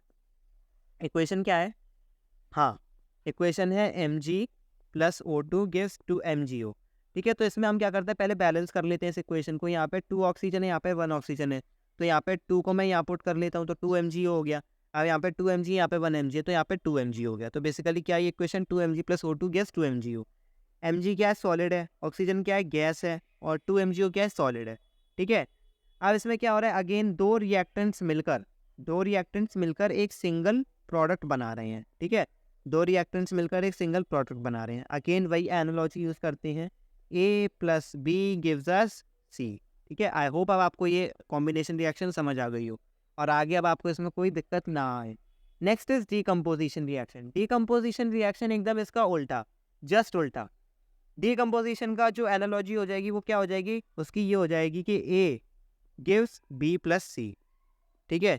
या इसको आप ऐसे भी कह सकते हो कि C गिव्स A + B, ठीक है। ऐसे भी लिख सकते हो, नहीं तो आप बोलोगे यार यार ये तो वही जो वो प्रोडक्ट था वो तो यहाँ पे रिएक्टेंट बन गया, ठीक है। तो ऐसे समझ लेते हैं, ठीक है, अब इसमें आपकी एनालॉजी में आप आई होप आपको समझ आ गई हो। बेसिकली क्या होता है कि एक रिएक्टेंट होता है, वो दो या दो से ज़्यादा प्रोडक्ट में टूट जाता है, तब हम उसको कहते हैं डीकम्पोजिशन रिएक्शन। ठीक है, इसकी मैं आपको डेफिनेशन में दिखा देता हूँ। Reaction which involves breakdown of single reactant into two और more simpler products, this is known as decomposition reaction. Examples में हमारे पास है, सबसे पहले तो जिंक कार्बोनेट का है, तो चलिए इसको लिख लेते हैं। Zinc carbonate ZnCO3 gives ZnO plus CO2। ठीक है, तो क्या होता है जब हम इसको बेसिकली यहाँ पे हीट करते हैं, इसकी एक प्रोसेस होती है जिसको कि हम कैल्सिनेशन कहते हैं, बट वो मैं आपको चैप्टर 3 में पढ़ाऊंगा, तो अभी के लिए आपको उसके बारे में चिंता करने की ज़रूरत नहीं है। बेसिकली जब हम इसको हीट करते हैं, हीट के लिए मैंने आपको सिंबल बता दिया है। आप बेसिकली इसको ट्राइंगल बोलो, डेल्टा भी मत बोलो आप, तो इसको ट्राइंगल बोलो, एक ट्राइंगल पुट करना है। ठीक है, तो क्या हो रहा है, ZnCO3 सबसे पहले तो आपको मैं ये बता देता हूँ, ये सॉलिड है, अगेन ये भी सॉलिड है, लेकिन ये क्या है, गैस है, तो इसको मैंने इस एरो से रिप्रेजेंट कर दिया। तो क्या हो रहा है यहाँ पर, एक सिंगल रिएक्टेंट दो प्रोडक्ट्स में टूट रहा है ना, क्योंकि ZnO भी इससे ही बना है और CO2 भी इससे ही बना है ना। तो अगेन हमारी एनालॉजी होल्ड ट्रू करती है यहाँ पर भी। क्या एनालॉजी थी, हमने बोला कि C break down into A plus B, इसलिए कभी कभी हम इसको कॉम्बिनेशन रिएक्शन का एकदम उल्टा भी कह देते हैं। नेक्स्ट है CaCO3 gives CaO plus CO2, same वही रिएक्शन है। तो आगे बढ़ते हैं नेक्स्ट टाइप्स ऑफ रिएक्शंस के बारे में। तो इसके जो बाद वाली रिएक्शन है, उससे पहले बढ़ने से पहले मैं आपको डीकम्पोजिशन रिएक्शन के अंदर की वैरायटीज़ बता देता हूँ। तो डीकम्पोजिशन रिएक्शन के अंदर 3 सब टाइप्स भी होते हैं, जो कि है थर्मल डीकम्पोजिशन। इन सबको हाईलाइट कर लेते हैं। सबसे पहले तो हमारे पास है thermal decomposition, next we have electrolytic decomposition, and third we have photochemical decomposition. तो 3 types of decomposition reactions in decomposition reaction itself. और ये हमने बेसिकली किया किसके बेसिस पे, हमने एनर्जी सप्लाइड के बेसिस पे हमने इनको डिवाइड किया है कि किस फॉर्म में उसे एनर्जी मिल रही है। जैसे कि अभी हम देखें, पिछला जो हमारा एग्जांपल था, उसमें आप देखेंगे कि इन दोनों रिएक्शंस में बेसिकली ZnCO3 और ZnO में, इनमें हमने क्या किया, हीट के रूप में हमने इनको एनर्जी प्रोवाइड करी। कोई भी डीकम्पोजिशन रिएक्शन कैरी कराने के लिए हमको उसको एनर्जी प्रोवाइड करानी पड़ती है। ठीक है, अगर आप उसको हीट के रूप में प्रोवाइड कर रहे हो तो उसको हम क्या कहेंगे, थर्मल डीकम्पोजिशन। अगर आप इलेक्ट्रिसिटी के रूप में प्रोवाइड कर रहे हैं तो उसको क्या कहेंगे, इलेक्ट्रोलाइटिक। और अगर लाइट, जो बेसिकली सनलाइट या फिर कोई सी भी लाइट, अगर हम लाइट के रूप में प्रोवाइड करते हैं तो उसको कहते हैं फोटोकेमिकल डीकम्पोजिशन। ठीक है, सो पढ़ लेते हैं स्टेटमेंट क्या क्या है। सो द स्टेटमेंट कहती है कि the reactions which involve the use of heat energy for the decomposition reaction to occur। Basically heat energy का अगर हम यूज़ कर रहे हैं डिकम्पोजिशन रिएक्शन को कराने के लिए, then it is thermal decomposition. इसके एग्जांपल्स हैं, ये दोनों ही एग्जांपल बहुत इंपॉर्टेंट है, प्लीज़ इन पर ध्यान दीजिएगा। अभी मैं इनको समझाता हूँ थोड़ी देर से, पहले मैं इन सबको एक्सप्लेन कर देता हूँ। इलेक्ट्रोलाइटिक डिकम्पोजिशन में क्या है, इलेक्ट्रिकल एनर्जी सप्लाई करते हैं फॉर डिकम्पोजिशन, और फोटोकेमिकल में अगेन लाइट एनर्जी। तो आपको ये तीनों चीज़ें याद रखनी है। ठीक है, आपको मेंशन करना रहता है कि कौन सी क्या यूज़ हो रही है। तो अब मैं इनके एग्जांपल्स के ऊपर आता हूँ। तो एक सिंगल रिएक्टेंट के अंदर से हमारे पास 3 प्रोडक्ट्स निकल के आते हैं। ठीक है, आपका ये जो है, ये तो हो गया iron oxide, this is sulphur dioxide and this is sulphur trioxide. तीनों की नेमिंग हो गई। ये दोनों जो रिएक्शन है, ये थोड़े इंपॉर्टेंट हैं, तो इन पर आप स्टार लगा के इनको थोड़ा लर्न कर लीजिएगा। बेसिकली आपको ये आनी चाहिए, क्योंकि ये एज बैलेंसिंग भी आ सकती हैं और इनके ऊपर क्वेश्चन भी बन के आ सकता है। ठीक है, और बेसिकली ये जो है, ये आपकी एक्टिविटीज़ से उठाई हुई इक्वेशन है, तो अभी इनको हम आगे भी कवर करेंगे with the help of an activity. ठीक है, next we have 2PbNO3 whole twice which gives 2PbO plus 4NO2 plus O2। So this is आपका कुछ नहीं, लेड नाइट्रेट है, लेड नाइट्रेट। एंड देन इनका जो प्रोडक्ट्स निकल के आ रहे हैं वो तो है, एक तो है लेड ऑक्साइड, एक है nitrogen dioxide, and then we have oxygen. ठीक है, 3 आपके इसमें से भी प्रोडक्ट्स निकल रहे हैं। तो बेसिकली आपको एक चीज़ पे ध्यान देना है, आपको बेसिकली 2 चीज़ों पे ध्यान देना है। ठीक है, पहली क्या, कि इनमें जो एनर्जी प्रोवाइड कर रहे हैं वो हम हीट के ज़रिए प्रोवाइड कर रहे हैं। सेकेंडली, इनमें एक रिएक्टेंट से प्रोडक्ट्स, ये 2 से ज़्यादा प्रोडक्ट्स निकल रहे हैं। ठीक है, next we have electrolytic decomposition. इसका हमारे पास सिंपल एग्जामिनेशन है वाटर का। जब भी आप वाटर के अंदर से इलेक्ट्रिसिटी पास कराते हो तो देन वो हाइड्रोजन और ऑक्सीजन में बट जाती है। ठीक है, इसकी भी एक एक्टिविटी है, उसको अभी हम आगे डिस्कस करेंगे। Next we have photochemical. Photochemical के 2 एग्जांपल्स हैं जो कि बहुत ही इजी भी हैं और बहुत सिंपल भी हैं। ठीक है, जब भी आप ऐसा ट्राई तो नहीं कर सकते, बट आप अपने लैब में ज़रूर कर सकते हैं। आपके पास अगर आपके लैब में सिल्वर क्लोराइड हो अगर आप उसको धूप में थोड़ी देर के लिए रख देंगे तो क्या होता है, उसका कलर चेंज हो जाता है। क्या होता है, देखिए AgCl जो होता है वो थोड़ा सा ब्लैक ब्राउन कलर का होता है, लेकिन जो हमारा Ag होता है वो सिल्वर कलर का होता है, क्योंकि सिल्वर जो है सिल्वर कलर का ही होगा ना। सो बेसिकली ब्लैक और मतलब जो ब्लैक और ब्राउन से वो सिल्वर बदल जाता है, कलर चेंज हो जाता है। तो इससे आप कह सकते हैं कि हाँ रिएक्शन तो हुआ है। एंड दिस इज़ नथिंग, आप इसमें जब लाइट सप्लाई करते हो, लाइट एनर्जी को सप्लाई करते हो, तो उससे क्या होता है, डिकम्पोजिशन हो जाता है। जो AgCl है वो डिकम्पोज कर जाता है Ag में और Cl2 में। Cl2 जो है वो तो गैस बन के उड़ जाती है। हमारे पास जो सिल्वर बचता है सिर्फ वही हमारा प्रोडक्ट बच के रहता है। तो हमारे पास आप देख रहे हो, एक अगेन एक रिएक्टेंट होता है, उसमें से हमारे पास क्या होता है, 2 या 2 से ज़्यादा प्रोडक्ट निकलते हैं। आई रिपीट, 2 से ज़्यादा या फिर 2। ठीक है, तो आपकी ये तीनों टाइप्स ऑफ वैरायटी हो गई। नेक्स्ट अब हम रिएक्शंस की तरफ बढ़ते हैं। So we have the third reaction which is displacement, and then we have the fourth one which is double displacement. ये दोनों भाई भाई हैं, समझने में आसानी होगी, दोनों भाई भाई हैं। एक ये जो हमारा डबल डिस्प्लेसमेंट है ये बड़ा भाई है, बड़ा भाई, एंड दिस इज छोटा भाई। ठीक है, छोटा भाई छोटा काम करता है, बड़ा भाई बड़ा काम करता है। ठीक है, डिस्प्लेसमेंट रिएक्शन में क्या होता है कि हमारा जो एक बेसिकली क्या होता है कि एक रिएक्टिव एलिमेंट जो होता है वो लेस रिएक्टिव एलिमेंट को डिस्प्लेस कर लेता है। अब इसके लिए आपको रिएक्टिविटी सीरीज पढ़नी होती है, वो हम चैप्टर 3 में पढ़ते हैं फुल फ्लेजेड तरीके से। बट वो वाली जो बेसिकली सीरीज़ है, एक्टिविटी सीरीज़, वो मैं आपको यहाँ पर भी एक्सप्लेन कर दूंगा। ठीक है, तो ऐसा होता है कि जो हमारे एलिमेंट्स होते हैं ना, बेसिकली जनरली मेटल्स, ये क्या होते हैं, इनमें रिएक्टिविटी रहती है। ठीक है, एक जो हमारा एलिमेंट होगा, जैसे कि हमारे पास पोटेशियम हो, पोटेशियम का सिंबल होता है K, ये क्या होगा, हमारे पास सोडियम से ज़्यादा रिएक्टिव होगा, मतलब ये ज़्यादा जल्दी किसी चीज़ के साथ रिएक्ट करेगा। ठीक है, तो ऐसे में क्या होता है, जैसे अगर हमारे पास कोई सोडियम सोल्यूशन है, मैं एग्जांपल से ही लेता हूँ, नहीं तो आप ऐसे कंफ्यूज हो जाओगे। हमारे पास यहाँ पे पहले तो ये जिंक है और यहाँ पर है कॉपर सल्फेट। ठीक है, यहाँ पर क्या होता है, जैसे मान लीजिए हमारे पास 2 कंपाउंड्स हैं, हम इसको एक एनालॉजी की तरीके के समझते हैं। तो हमारे पास क्या है, एक तो जिंक है which is solid, and we have CuSO4। CuSO4 एक एक्वस सोल्यूशन है। एक्वस सोल्यूशन के बारे में अब तो आपको ये बात रटी गई होगी कि होता क्या है। तो बेसिकली होता क्या है, जैसे मान लीजिए कि ये दोनों आपस में फ्रेंड्स हैं। ठीक है, दीज आर फ्रेंड्स। तो Cu और SO4 इन दोनों की दोस्ती है, आराम से साथ में रहते हैं ये लोग। लेकिन क्या होता है कि Zn जो है वो थोड़ा सा ज़्यादा अंडरस्टैंडिंग फ्रेंड है और थोड़ा गुड लुकिंग भी है। तो SO4 क्या करता है, वो Cu को छोड़ देता है और SO4 के पास चला जाता है। ठीक है, तो यहाँ पे क्या, किस वजह से उसने इस Cu को छोड़ा, बेसिकली SO4 की क्या वजह थी जिसकी वजह से उसने Cu को छोड़ा। तो उसकी वजह ये थी क्योंकि Zn ज़्यादा अट्रैक्टिव भी था और पावरफुल भी था। तो यही होता है, एलिमेंट्स में रिएक्टिविटी पर डिपेंड करता है। जो हमारा जिंक है वो Cu से ज़्यादा रिएक्टिव है, दैट इज़ वाई जो हमारा SO4 है उसने Cu को छोड़ा और SO4 से जाके चिपक गया। सो उसका रिजल्ट क्या बना हमारे पास, रिजल्ट में हमारे पास आता है, हमारे पास CuSO4 के साथ अगर हमने Zn डाला तो हमारे पास फिर क्या बनता है, ZnSO4 बनता है। ठीक है, ZnSO4 और Cu अपना अकेला रह जाता है। अब ऐसा नहीं है कि ZnSO4 है तो ये अब SO4 इसे नहीं छोड़ेगा। SO4 बहुत ही पलटू इंसान है, अगर उसे जिंक से ज़्यादा रिएक्टिव एलिमेंट मिल गया तो वो इसको भी छोड़ के चला जाएगा। सो आई होप आपको आइडिया समझ में आ गया होगा कि मैं कहना क्या चाहता हूँ। नेक्स्ट सेम यहाँ पर होगा CuCl2, अगेन हमारे पास एक एक्वस सोल्यूशन है। ये जो हमारे बेसिकली एनायंस होते हैं ना, जो दूसरा ग्रुप होता है, ये होते हैं पलटू इंसान, ये छोड़ के जाते हैं मेटल को। ये क्या है, ये अलग ग्रुप्स हैं, लेकिन ये हमारे जो मेटल्स हैं ना, इनको छोड़ के भाग जाएगा। तो ये Cl2 के चला जाएगा, Pb के पास चला जाएगा, तो यहाँ पे PbCl2 बन जाएगा। यहाँ पे Pb लेड है और ये कॉपर क्लोराइड है, जिसका रिजल्ट बनता है lead chloride and copper. So this is the reaction. तो डिस्प्लेसमेंट रिएक्शन में आप समझ गए होंगे कि जो हमारा एक ग्रुप होता है जो एक मेटल के साथ रहता है, वो उसे छोड़ के दूसरे मेटल के साथ चिपक जाता है। This is the only difference. Then we have double displacement reaction. ये रिएक्शन में क्या होता है, इसमें होती है अदला बदली। इसके लिए तो मैं इन दोनों की मैं आपको एनालॉजी देना भूल गया। डिस्प्लेसमेंट की जो एनालॉजी होती है वो ये होती है, लेट्स से हमारे पास A है और प्लस BC है। ठीक है, नो डबल मीनिंग्स प्लीज़। यहाँ पे क्या हो जाएगा, फिर ये जो हमारा C है ये B को छोड़ देगा, तो यहाँ पे हमारे पास AC बन जाएगा एंड देन B बनेगा। ये हो गई इसकी एनालॉजी, किसकी, डिस्प्लेसमेंट की।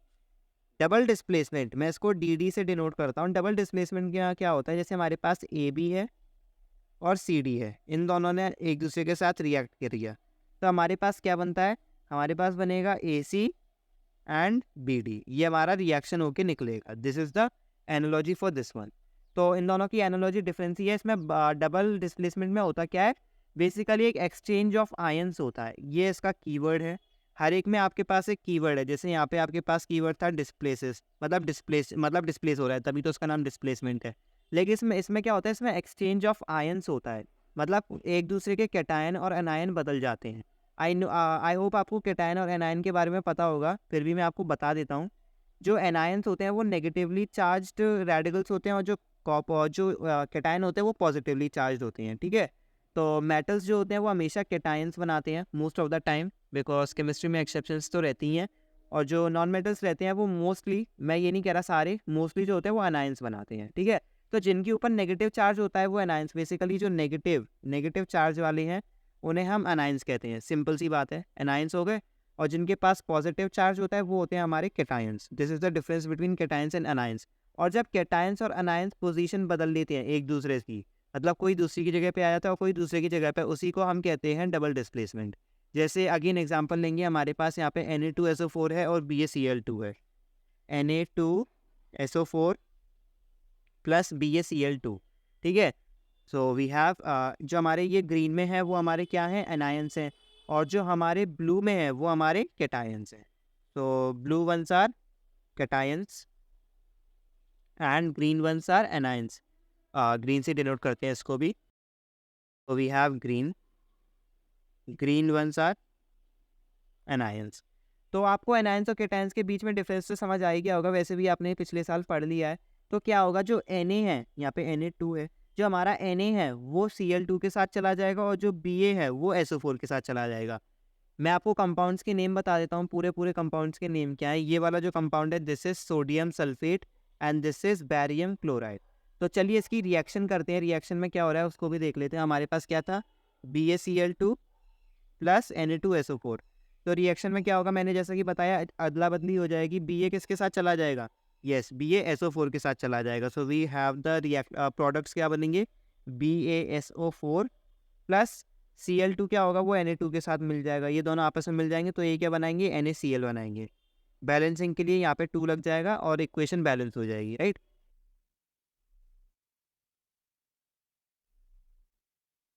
Then we have next example which is यहाँ पर BaSO4 का एक प्रेसिपिटेट भी फॉर्म हो रहा है जो वाइट कलर का है। तो चलो इनको लिख लेते हैं। Okay, we have KBr plus AgNO3, yes AgNO3, KBr plus AgNO3।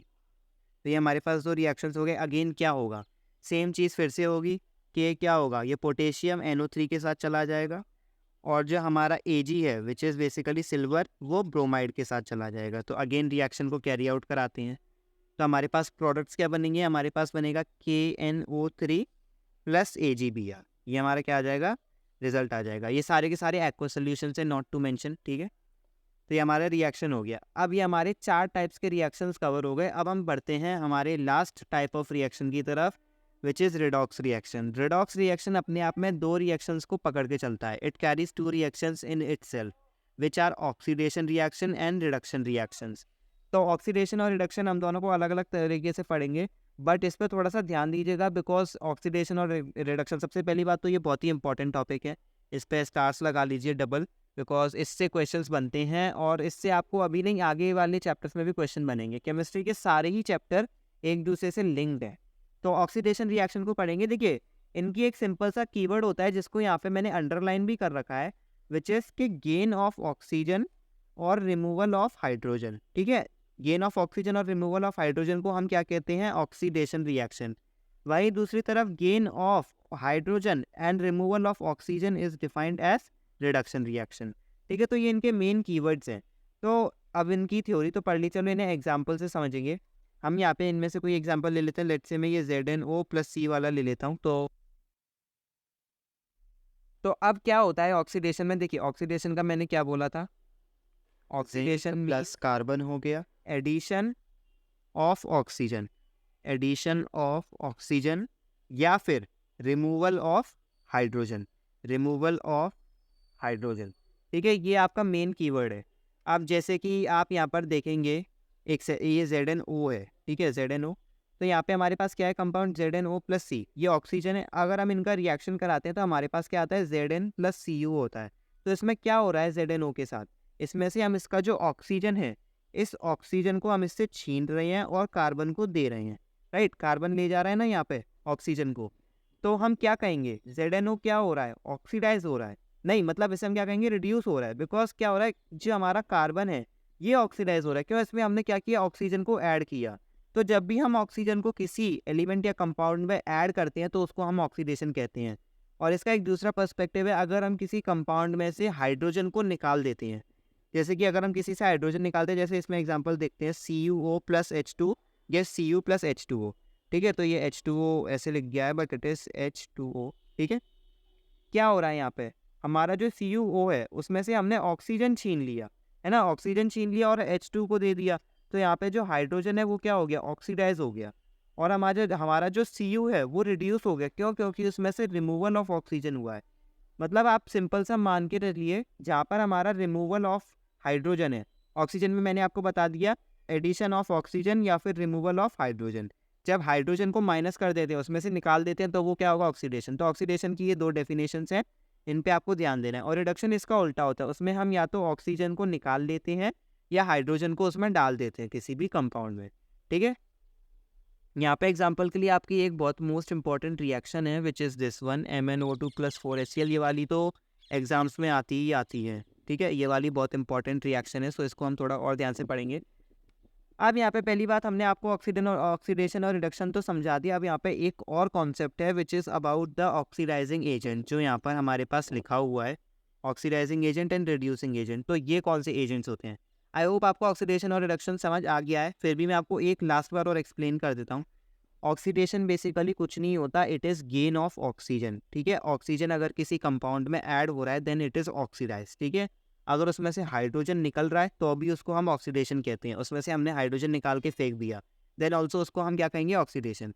Reduction इसका एकदम उल्टा है, उसमें हम क्या करते हैं, हम उसमें हाइड्रोजन या तो डाल देते हैं या ऑक्सीजन को निकाल देते हैं। This is the difference between them.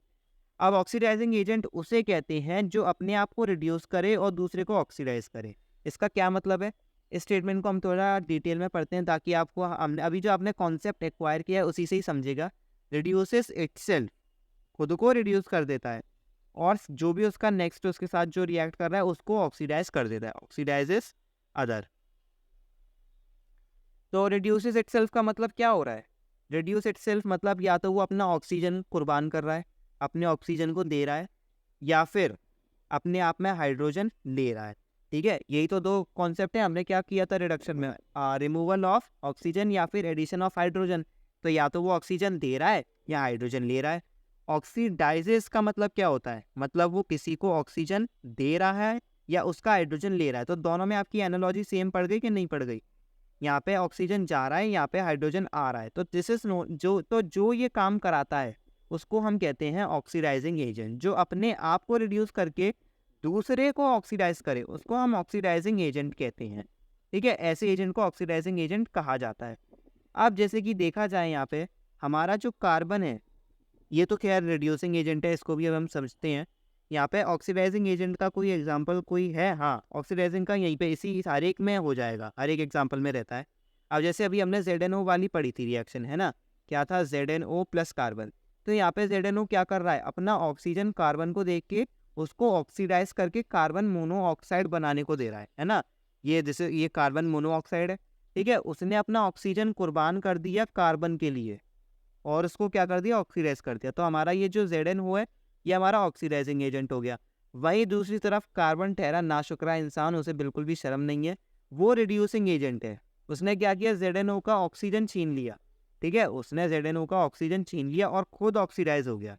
तो कार्बन को हम क्या बोलेंगे, हम उसको बोलेंगे reducing agent. So this is the difference. Reducing agent में क्या होता है, जो अपने आप को ऑक्सीडाइज करके दूसरे को रिड्यूस कर दे, ठीक है। ये हमारा बेसिक डिफरेंस है रिड्यूसिंग एजेंट और ऑक्सीडाइजिंग एजेंट के बीच में। तो आई होप आपको ये भी समझ आ गया होगा। अब ये जो मोस्ट इंपॉर्टेंट रिएक्शन मैंने अभी बताई थी इसको पढ़ लेते हैं।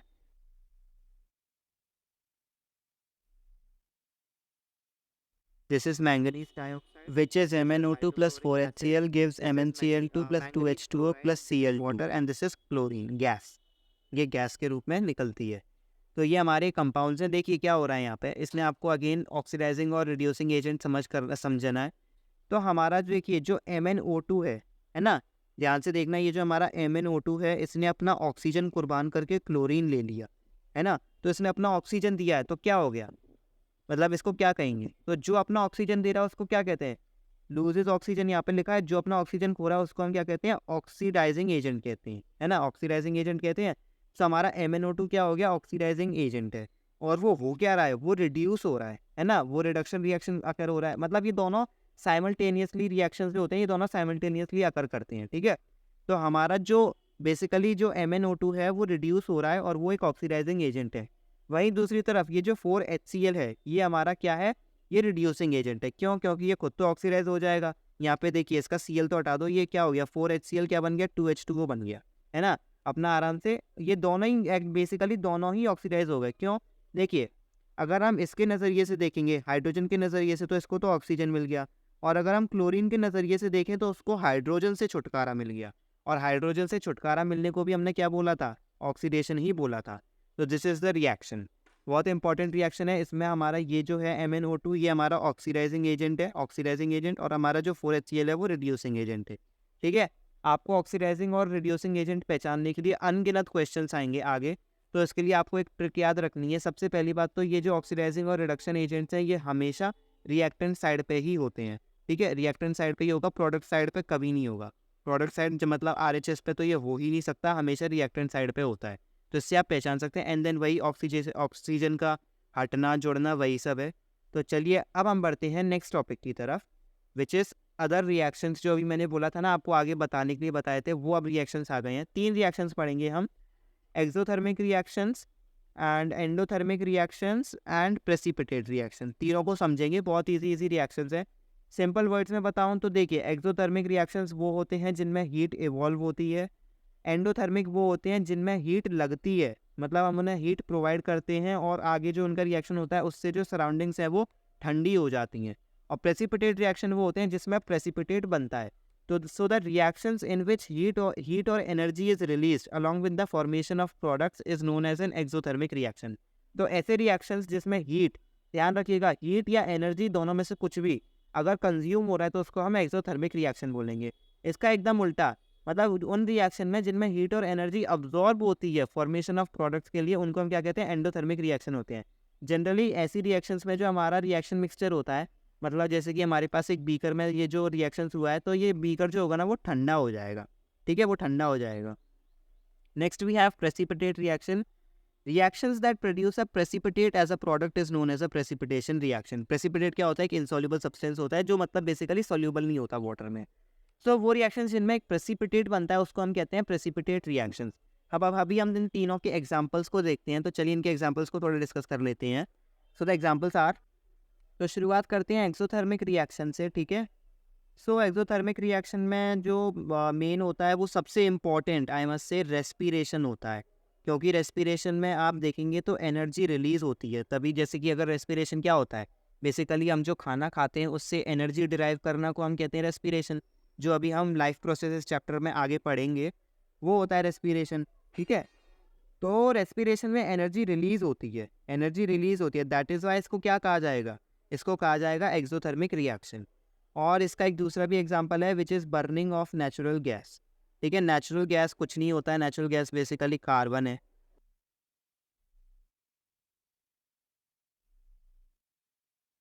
इनकी जो रिएक्शंस हैं, to be very precise, it's methane, वो इसको हम बर्न करके बताऊंगा। अब मैं इनके नाम बता रहा हूँ, इनकी जो रिएक्शंस है वो मैं आपको आगे बताऊंगा। Next we have endothermic basically, ठीक है। एंडोथर्मिक को हम ब्लू से डिनोट करते हैं। चलो, एंडोथर्मिक का मैंने आपको बता दिया जिनमें हीट लगती है। तो अभी हमने पीछे एक एग्जाम्पल किया था ये CaCO3 वाला, जिसमें हमने इसको हीट प्रोवाइड करके इसको कैरी आउट कराया था, जिसमें हमारे पास कैल्शियम ऑक्साइड बना था और कार्बन डाइऑक्साइड बना था, दिस इज कैल्शियम कार्बोनेट, ठीक है। तो इसमें क्या हो रहा है, हीट लग रही है। जिनमें हमने क्या बोला था, जिनमें हीट और एनर्जी अब्जॉर्ब होती है, मतलब जिनमें लगती है, उसको हम क्या कहते हैं, एक्सोथर्मिक रिएक्शन बोलते हैं।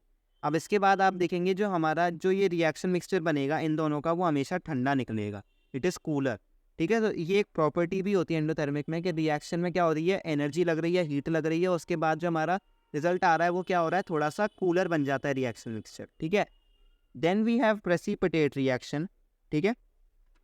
प्रेसिपिटेट रिएक्शन को भी कर लेते हैं। प्रेसिपिटेट रिएक्शन में क्या होता है, जैसे कि मैं एक सबसे मोस्ट फेमस ले रहा हूँ जो है, अभी हमने पीछे भी कवर किया था Na2SO4 वाला, जिसमें अगेन हमारे पास क्या बना था, प्रेसिपिटेट बना था। यही हमारा एक प्रेसिपिटेट रिएक्शन है जिसमें क्या बनता है, BaSO4 which is barium sulphate plus 2NaCl। ठीक है, ये हमारा इसका रिएक्शन है। तो हमारा जो BaSO4 होता है ये प्रेसिपिटेट होता है, ठीक है, which is a white PPT to be precise, it is a white PPT, white precipitate निकलता है ये BaSO4 का। ठीक है, ये हमारा क्या हो गया, प्रेसिपिटेशन रिएक्शन हो गया, जिसमें हमारे पास सोडियम सल्फेट था, वो बैरियम क्लोराइड के साथ मिक्स हुआ और उसने बैरियम सल्फेट बनाया और NaCl निकाला। ठीक है, ये NaCl एक्वस सोल्यूशन रहेगा, बाकी सारे एक्वस हैं बेसिकली, सिर्फ एक यही सॉलिड प्रेसिपिटेट है। सो ये तीनों के एग्जाम्पल्स भी हो गए अब हमारे पास। तो चलिए अब हम आगे टॉपिक की तरफ बढ़ते हैं। अब मैं आपको इस टॉपिक के जो लास्ट टॉपिक्स हैं उनके बारे में बताता हूँ, which is corrosion and rancidity. दोनों ही बहुत ईजी टॉपिक्स हैं। करोजन के बारे में तो आपने बचपन से ही सुना है, when a metal is attacked by substances around it such as moisture, acids etc, it is said to corrode and this process is called corrosion. Examples are rusting of iron, black coating of silver, green coating on copper. इस corrosion को basically हम chapter 3 में बहुत ज़्यादा detail में पढ़ेंगे, तो अभी आप इसको बस ऊपर ऊपर से समझ लो, कुछ ज़्यादा वैसे आता भी है आपको, आपने 7th ग्रेड में पढ़ भी रखा होगा। मतलब आपने देखा है ना, काई लगना बेसिकली, जैसे कि आयरन होता है ना, आयरन जब उस पर जंग लग जाती है आयरन पे, दैट ब्राउन फ्लेकी सब्सटेंस होता है ना, ब्राउनिश कलर का फ्लेकी सब्सटेंस, उसको हम क्या कहते हैं, रस्ट कहते हैं। तो इसी प्रोसेस को हम कहते हैं करोजन, जिसमें एक मेटल के ऊपर अटैक होता है, किसके द्वारा, मॉइस्चर के द्वारा, एसिड्स के द्वारा, ऑक्सीजन के द्वारा, वाटर के द्वारा, मतलब जो भी आपके एटमॉस्फेयर में प्रेजेंट होते हैं उनसे जब अटैक होता है और जो हमारा मेटल है वो थोड़ा सड़ने लगता है, तो उसको हम करोजन कहते हैं। That process is known as corrosion. तो इसके एग्जांपल से रस्टिंग ऑफ आयरन बेसिकली जंग लगना, सिल्वर के ऊपर भी आपने देखा होता है कि अगर हम उसको कुछ टाइम के लिए रख दें तो उसके ऊपर बेसिकली क्या होता है, सल्फाइड की कोट बन जाती है। सल्फाइड एक अगेन सब्सटेंस है जो हमारा किस में से मिलता है, आपको एटमॉस्फेयर में से मिलता है, वो सिल्वर पे अटैक करके सिल्वर सल्फेट बना देता है। इस वाले रिएक्शन को हम चैप्टर 3 में डिटेल में पढ़ेंगे, तो अभी आपको इसमें डिटेल में जाने की ज़रूरत नहीं है, आपको यहाँ पे सिर्फ एज अ एग्जाम्पल डिनोट करना है कि क्या होता है। तो ब्लैक कोटिंग ऑफ सिल्वर मतलब सिल्वर के ऊपर भी एक ब्लैक कोटिंग जम जाती है कुछ समय के बाद। And again then we have green coating on copper, copper substances के ऊपर वो काई नहीं लग जाती हरी हरी सी, उसको हम क्या कहते हैं, ग्रीन कोटिंग ऑन कॉपर कहते हैं। उसका भी एक नाम होता है, नॉट इन योर सिलेबस, सो अभी उसको आप रहने ही दीजिए। इट इज़ नोन एज पैटिनेशन, उस प्रोसेस को हम क्या कहते हैं, पैटिनेशन कहते हैं। But it is none of your use for now, अभी के लिए आपके लिए इसका कोई इस्तेमाल नहीं है, तो पैटिनेशन इसको प्रोसेस को कहते हैं। Then we have topic which is rancidity. तो रेंसिडिटी को भी समझ लेते हैं। रेंसिडिटी क्या होता है, when fats and oils are oxidized they become rancid and their smell and taste changes. Simple सा एग्जांपल दूंगा जिससे आप हाल समझ जाओगे। आपने चिप्स तो खाए ही होंगे, राइट? तो अब आप जब आप चिप्स खाते हैं, जैसे कि आपने मान लिया एक चिप्स का पैकेट लिया, उसमें से आपने कुछ चिप्स खाए और कुछ छोड़ दिए, उसमें थोड़े बहुत चिप्स आपने छोड़ दिए और इस पैकेट को बिना सील किए ऐसे ही रख दिया। तो कुछ समय बाद जब आप इन्हें खाओगे तो आप देखोगे कि वो थोड़े सील से जाते हैं, है ना, कुछ ऐसे सॉफ्ट सॉफ्ट से हो जाते हैं, उनमें जो क्रंची फीलिंग होती है, जो क्रिस्पीनेस होती है वो ख़त्म हो जाती है। तो इसी प्रोसेस को हम कहते हैं रेंसिडिटी। चिप्स में क्या होता है, चिप्स में फैट्स होते हैं और ऑयल्स यूज़ होते हैं, वेजिटेबल ऑयल्स यूज़ होते हैं। ठीक है, तो जब ये फैट्स और ऑयल्स क्या होते हैं, जैसे कि आपने ना खुले में छोड़ा तो ऑक्सीजन भाई आया, ऑक्सीजन ने इन पर अटैक किया, ये क्या किया इन्होंने, इस फैट्स को और ऑयल्स को, इनको इन दोनों, ये ऑक्सीजन भाई ने इनको ऑक्सीडाइज करा दिया और इसी की वजह से आपके वो चिप्स जो होते हैं वो सील जाते हैं। तो इसी प्रोसेस को हम कहते हैं रैंसिडिटी। ठीक है, वो रैंसिड हो जाते हैं मतलब सील जाते हैं, रैंसिड का सीधा मतलब होता है सील जाना। ठीक है, सील जाना, आई होप मैं सील जाना सही कह रहा हूँ। तो सील जाना होता है बेसिकली, रैंसिड हो जाते हैं। एंड उनका जो स्मेल होता है और टेस्ट होता है वो तो भाई पूरी तरीके से बदल जाता है, फिर तो मन भी नहीं करता खाने का। तो कुछ मेथड्स ऑफ प्रिवेंशन है जो आपके एग्जाम में आ सकते हैं 2-3 नंबर के लिए, ज़्यादातर नहीं आते, 2-3 नंबर के लिए आते हैं हार्डली, तो फिर भी हम इसको कवर करेंगे। तो देखिए हम क्या कर सकते हैं, उनमें एंटीऑक्सीडेंट्स डाल सकते हैं, जो कि फूड मतलब जिन भी फूड्स में फैट्स और ऑयल्स होते हैं उनके अंदर हम क्या करते हैं, एंटीऑक्सीडेंट डाल देते हैं। एंटीऑक्सीडेंट क्या होता है, ऑक्सीडेंट मतलब क्या होता है, जो किसी चीज़ को ऑक्सीडाइज करा दे, मतलब ऑक्सीडाइजिंग एजेंट को हम ऑक्सीडेंट भी कहते हैं। ठीक है, ये आप याद रखना, आपको आसानी होगी। ऑक्सीडेंट को हम क्या कहते हैं, ऑक्सीडाइजिंग एजेंट, मतलब उसका छोटा नाम रख दिया हमने। ठीक है, एंटीऑक्सीडेंट क्या है, जो ऑक्सीडेंट का एकदम उल्टा काम करे। ऑक्सीडाइजिंग एजेंट क्या करेगा, फैट्स और ऑयल्स को क्या करेगा, ऑक्सीडाइज करा देगा। एंटीऑक्सीडेंट बोलेगा भाई नहीं, क्यों नहीं करेगा इन्हें ऑक्सीडाइज, भाई इन्हें ज़रूरत ही नहीं है कराने की, ये तो ऐसे ही अच्छे हैं। तो एंटीऑक्सीडेंट्स वर्सेस ऑक्सीडेंट, इन दोनों की लड़ाई होती है। ऑक्सीडेंट यहाँ पे हमारा कुछ नहीं है, ऑक्सीजन है, एटमॉस्फेरिक ऑक्सीजन जो इन पे अटैक करता है, लेकिन हमारा एंटीऑक्सीडेंट उनको शील्ड करता है, ठीक है, उनको बचाता है। ये हमारे एंटीऑक्सीडेंट का काम है। नेक्स्ट हम क्या कर सकते हैं, एयर टाइट कंटेनर्स में स्टोर कर सकते हैं। अब एयर टाइट कंटेनर्स में स्टोर कर दोगे फिर तो ऑक्सीजन उस पर पहुंचेगा ही नहीं, राइट। एक डब्बा आपने लिया, उसके अंदर एकदम एयर टाइट बंद कर दिया, तो उसके अंदर तो ऑक्सीजन क्या है, बाहर है, ऑक्सीजन अंदर जा ही नहीं पाएगा, तो फिर उसको ऑक्सीडाइज कैसे करेगा।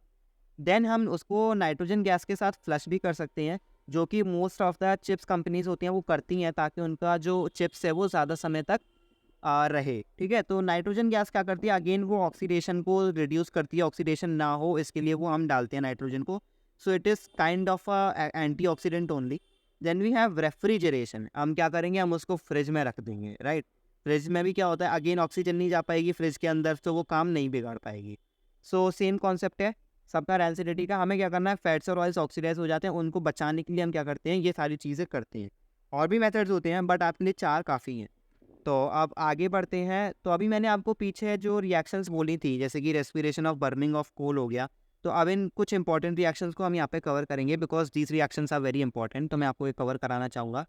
तो फोटोसिंथेसिस है, आपके पास रेस्पिरेशन है, और आपके पास बर्निंग ऑफ कोल है, and then we have burning of natural gas. ये चारों की चारों ही बहुत इंपॉर्टेंट हैं, तो प्लीज़ इन सबको थोड़ा ध्यान दीजिएगा, क्योंकि क्या है ना, थोड़ी इंपॉर्टेंट रिएक्शंस होती हैं यार एक चैप्टर में, तो ये इस चैप्टर की इंपॉर्टेंट रिएक्शन है। रिएक्शन आपको लिखी हुई है, उसी को एक्सप्लेन कर देते हैं। फोटोसिंथेसिस में क्या होता है, कार्बन डाइऑक्साइड और वाटर, सनलाइट और क्लोरोफिल, ये चारों चीज़ मिलकर क्या बनाती हैं, हमारे लिए ग्लूकोज बनाती हैं। This is the formula of glucose, C6H12O6। This is glucose, this is oxygen and this is water. So basically ये जो इनऑर्गेनिक कंपाउंड्स हैं, इनको यूज़ करके हमारे लिए खाना बनाने का जो काम है वो होता है फोटोसिंथेसिस का प्रोसेस, ठीक है। देन हमारे पास क्या है, आपके पास रेस्पिरेशन है, जो भी मैंने पीछे बताया था। इसमें क्या हो रहा है रेस्पिरेशन में, अगेन वही चीज़ हो रही है, हमने इस ग्लूकोज को खाया, ऑक्सीजन के साथ हम ऑक्सीजन जो लेते हैं उससे हम क्या करते हैं, हमारे खाने को बेसिकली यूज़ करते हैं, उसको यूटिलाइज करते हैं एनर्जी निकालने के लिए। सो देखिए यहाँ पे भी एनर्जी निकल रही है, तो अगेन वही चीज़ है, ठीक है, एनर्जी का यहाँ पे निकलना, that means this is an exothermic reaction, जो अभी मैंने आपको पीछे बताया भी था, ठीक है। यहाँ पे carbon dioxide as a end product मिलता है, जो हम एक्सेल कर देते हैं, O2 को हम इनहेल करते हैं, और H2O तो अगेन हमारी बॉडी में रिलीज हो जाता है। Then we have burning of coal, जैसा कि मैंने बताया, कॉपर जो होता है बेसिकली कोयला, कोल मीन्स कोयला, कॉपर नहीं, कार्बन। तो कोयला क्या होता है, सिंपल कार्बन होता है। कार्बन को जब आप हीट करते हो, बेसिकली ऑक्सीजन जब उसमें लगाते हो, तो CO2 बन जाता है, विच इज़ गैस, और इसी के साथ बहुत सारी हीट भी रिलीज होती है। यहाँ पे हीट मेंशन नहीं है, बट हीट भी बहुत सारी रिलीज होती है। Then we have burning of natural gas, burning of natural gas. Natural gas क्या होता है, natural gas is methane, methane को हम नेचुरल गैस कहते हैं। सो बेसिकली जब हम CH4 को बंद करते हैं, इसको हम क्या करेंगे, चैप्टर 4 में और डिटेल में डिस्कस करेंगे। तो मीथेन का जो ऑर्गेनिक चैप्टर है ना, वो कार्बन एंड इट्स कंपाउंड्स, उसमें हम इसको और डिटेल में कवर करेंगे। Methane is a organic compound. तो जब हम इस CH4 को जलाते हैं, बेसिकली ऑक्सीजन में ही तो जलाई जाती है हर एक चीज़, तो ऑक्सीजन में जब हम जलाते हैं तो हमारे पास कार्बन डाइऑक्साइड बनता है और वाटर बनता है, और अगेन बहुत सारी हीट एनर्जी, ठीक है। तो सेम वही कॉन्सेप्ट है। तो अब हम इस चैप्टर का जो मोस्ट अवेटेड पार्ट है उसकी तरफ बढ़ेंगे, वो है एक्टिविटीज़। तो चलो यार एक्टिविटीज़ भी कर लेते हैं, जिसके लिए आप बहुत देर से इंतज़ार कर भी रहे हो। तो चलिए एक्टिविटी 1.1 के साथ शुरू करते हैं। Clean a magnesium ribbon about 3 to 4 centimetre long bye rubbing it with a sand paper. तो सबसे पहले हमें क्या करना होता है, एक मैग्नीशियम की रिबन लेते हैं, विच इस जैसे कि आप यहाँ पे देख भी सकते हो, ये जो रिबन है ये मैग्नीशियम की रिबन है, ठीक है। 3 to 4 centimetre long, the size doesn't matter, वो तो यहाँ पे एज एन एक्सपेरिमेंट लिखा है, इसलिए 3 to 4 सेंटीमीटर। और इसमें जो सबसे मोस्ट इंपॉर्टेंट पहली चीज़ आती है वो है rubbing it with a sand paper. तो सैंड पेपर क्या होता है, basically it is a kind of paper, जिससे हम क्या करते हैं, किसी भी सब्सटेंस को रब करते हैं। इससे क्या होता है, जैसे कि मैग्नीशियम है, तो मैग्नीशियम ऑक्सीजन के साथ रिएक्ट करके मैग्नीशियम ऑक्साइड बना लेती है, और जो मैग्नीशियम ऑक्साइड की एक लेयर बन जाती है मैग्नीशियम मेटल के ऊपर। सो लेट्स से जैसे कि ये हमारे पास एक मैग्नीशियम की रिबन है, तो उसके ऊपर एक पतली सी ऐसी छोटी सी लेयर सी बन जाती है, लाइक मैं ब्लू से डिनोट कर रहा हूँ, ऐसी लेयर बन जाएगी जो कि होती है मैग्नीशियम ऑक्साइड की। इससे क्या होता है, जब हम इसको बर्न करेंगे ना, तो हमारा रिएक्शन अच्छे से कैरी आउट नहीं हो पाएगा। तो हम क्या करते हैं, तभी इसको सैंड पेपर से रब करते हैं, और सैंड पेपर की वजह से ये जो MgO है ये इसके सरफेस पे से हट जाता है, ठीक है। मैग्नीशियम ऑक्साइड को रिमूव करने के लिए हम सैंड पेपर का यूज़ करते हैं। एंड देन हम क्या करेंगे, सबसे पहले इस पेयर ऑफ टोंग्स से इसको होल्ड करेंगे, जैसे कि यहाँ पे लिखा है hold it with a pair of tongs. burn it using a spirit lamp or burner and collect the ash so formed in a watch glass as shown। ये watch glass है, इसमें जैसे कि आप देख सकते हैं ये जो ashes हैं इसको collect कर रहे हैं हम यहाँ पर, ठीक है, which is basically magnesium oxide। And then हमें क्या करना है, burn the magnesium ribbon keeping it away as far as possible from the eyes. What do you observe, is magnesium being oxidised और रिड्यूस्ड इन दिस रिएक्शन। तो हमें क्या करना है, हमें हमारी ऑब्जर्वेशन बतानी है। तो ऑब्जर्वेशन ये होती है कि ये जो हमारी रिबन है जब ये बर्न करती है ना तो एक डैजलिंग फ्लेम से बर्न करती है। This is an important observation कि डैजलिंग फ्लेम से बर्न करेगी जब भी हम इसको बर्न करेंगे। डैजलिंग वाइट फ्लेम रहती है, ठीक है।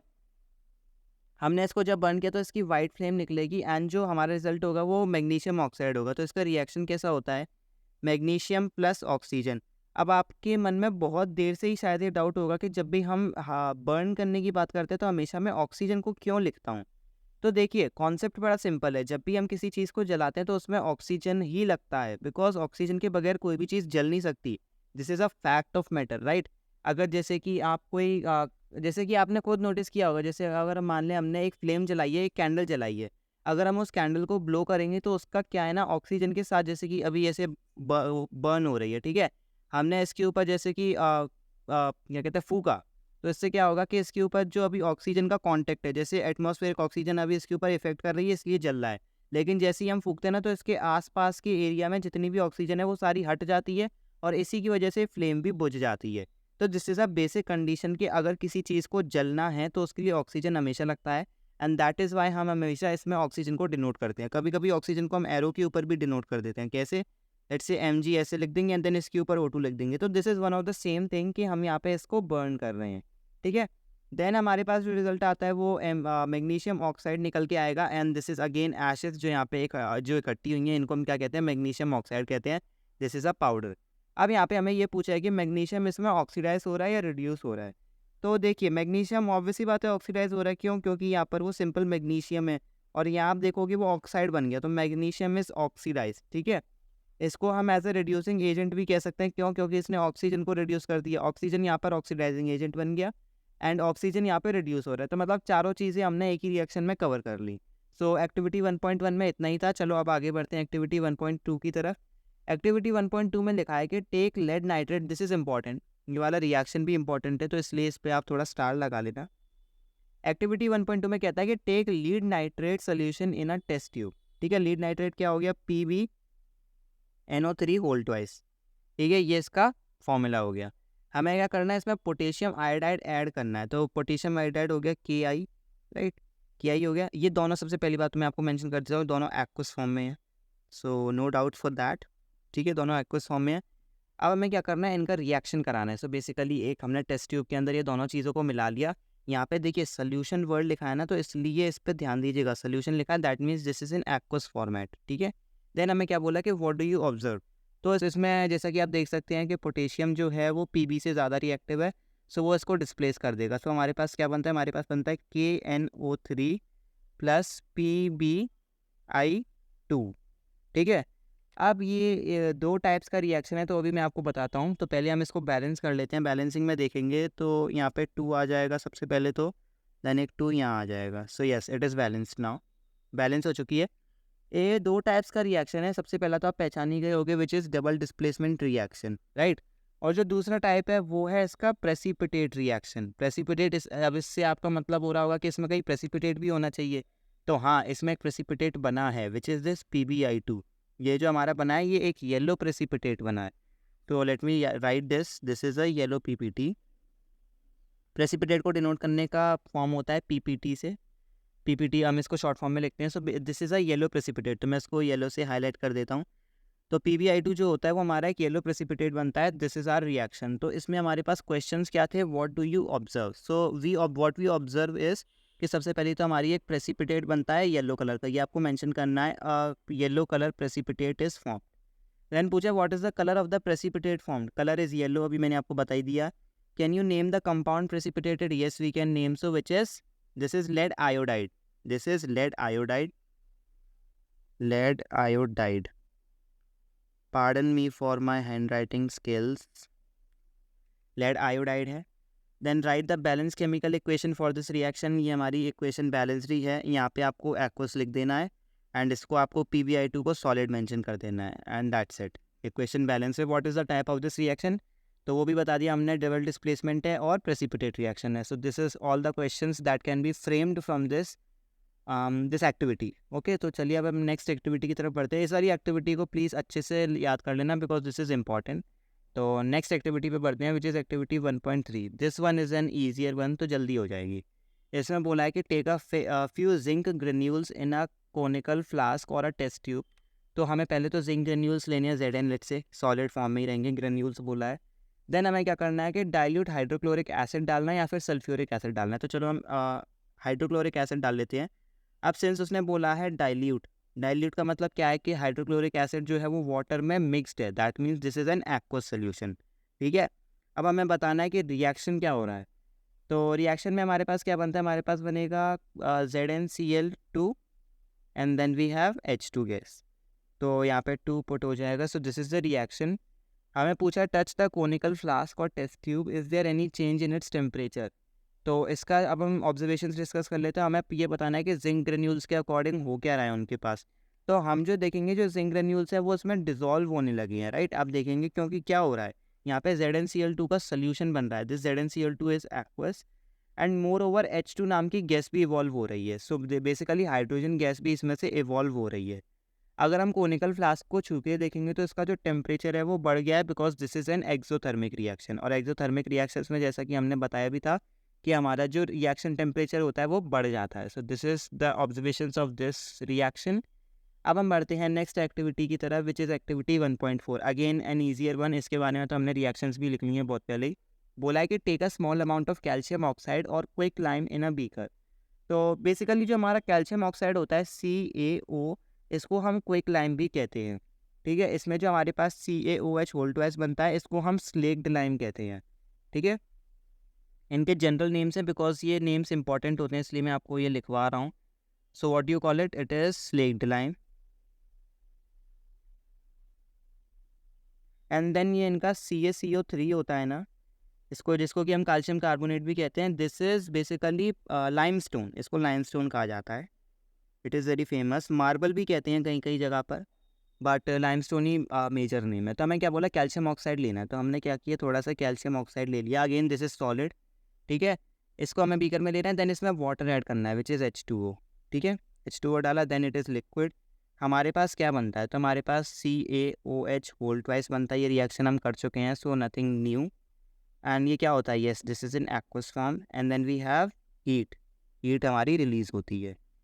हीट से हमें इतना पता चल गया कि ये एक एक्सोथर्मिक रिएक्शन है। और एक्सोथर्मिक रिएक्शन है सो इसका टेम्परेचर जो होगा वो बढ़ जाएगा। इसमें जैसे कि बोला है आपको चेंज इन टेम्परेचर महसूस होता है क्या, सो हम बोलेंगे येस द टेम्परेचर राइजेस। ठीक है, टच को हमने बीकर को टच करना था, उससे हमें पता चला कि बीकर जो है वो थोड़ा गर्म हो गया and this is the reaction in this. So this is an exothermic as well as combination reaction. ठीक है, ये हम पहले भी कर चुके हैं। तो चलिए एक्टिविटी 1.5 की तरफ बढ़ते हैं। Now this is an important one. आपको याद है मैंने आपको थर्मल डिकम्पोजिशन में 2 रिएक्शंस लिखवाए थे एग्जांपल्स में, जिनको कि मैंने बोला भी था कि थोड़ी इंपॉर्टेंट है। तो अब हम उन्हीं को ही कवर करेंगे एक्टिविटीज़ के ज़रिए, तो अब आपको समझने में भी आसानी होगी। It will not be tough for you. So the activity says कि take about 2 gram ferrous sulphate crystals in a dry boiling tube. हमें एक बॉइलिंग ट्यूब, अब बॉइलिंग ट्यूब क्यों लेना है हमें, सबसे पहली बात अगर क्वेश्चन बोले कि हमने यहाँ पे बॉइलिंग ट्यूब क्यों लिया, तो हम बोलेंगे बिकॉज अभी हम इसको बॉईल करने वाले हैं। सो बॉइलिंग ट्यूब का जो टेम्परेचर सेटिंग होता है ना वो थोड़ा अलग होता है। अगर हम उसको हीट करते हैं तो वो ब्रेक नहीं करता, लेकिन अगर हम एक नॉर्मल टेस्ट ट्यूब लेंगे तो इट माइट ब्रेक। इसी वजह से हम यहाँ पे एक ड्राई बॉइलिंग ट्यूब लेंगे। हमें क्या करना है, 2 grams of ferrous sulphate crystals लेने हैं। अब ये फेरस सल्फेट क्रिस्टल्स ले रहे हैं, सो दैट मीन्स के इसका थोड़ा सा अलग कॉन्सेप्ट रहेगा। इसका 2FeSO4 + 7H2O मतलब .7H2O, ये होते हैं हमारे फेरस सल्फेट क्रिस्टल्स। ये 2FeSO4 तो नहीं है, अभी कहाँ से बैलेंस हो गए, वो क्या है ना बैलेंसिंग करते करते ये सब याद रह जाता है। सो ये हमारा फेरस सल्फेट क्रिस्टल्स है, इनको हम फेरस सल्फेट क्रिस्टल्स कहते हैं। इसमें आपको FeSO4 तो समझ आ गया होगा, बट ये 7H2O क्या होता है, तो अभी के लिए आप इसको टोटली इग्नोर करना बिकॉज ये आपको चैप्टर 2 में समझाया जाएगा जब हम आपको वाटर ऑफ क्रिस्टलाइजेशन के बारे में पढ़ाएंगे।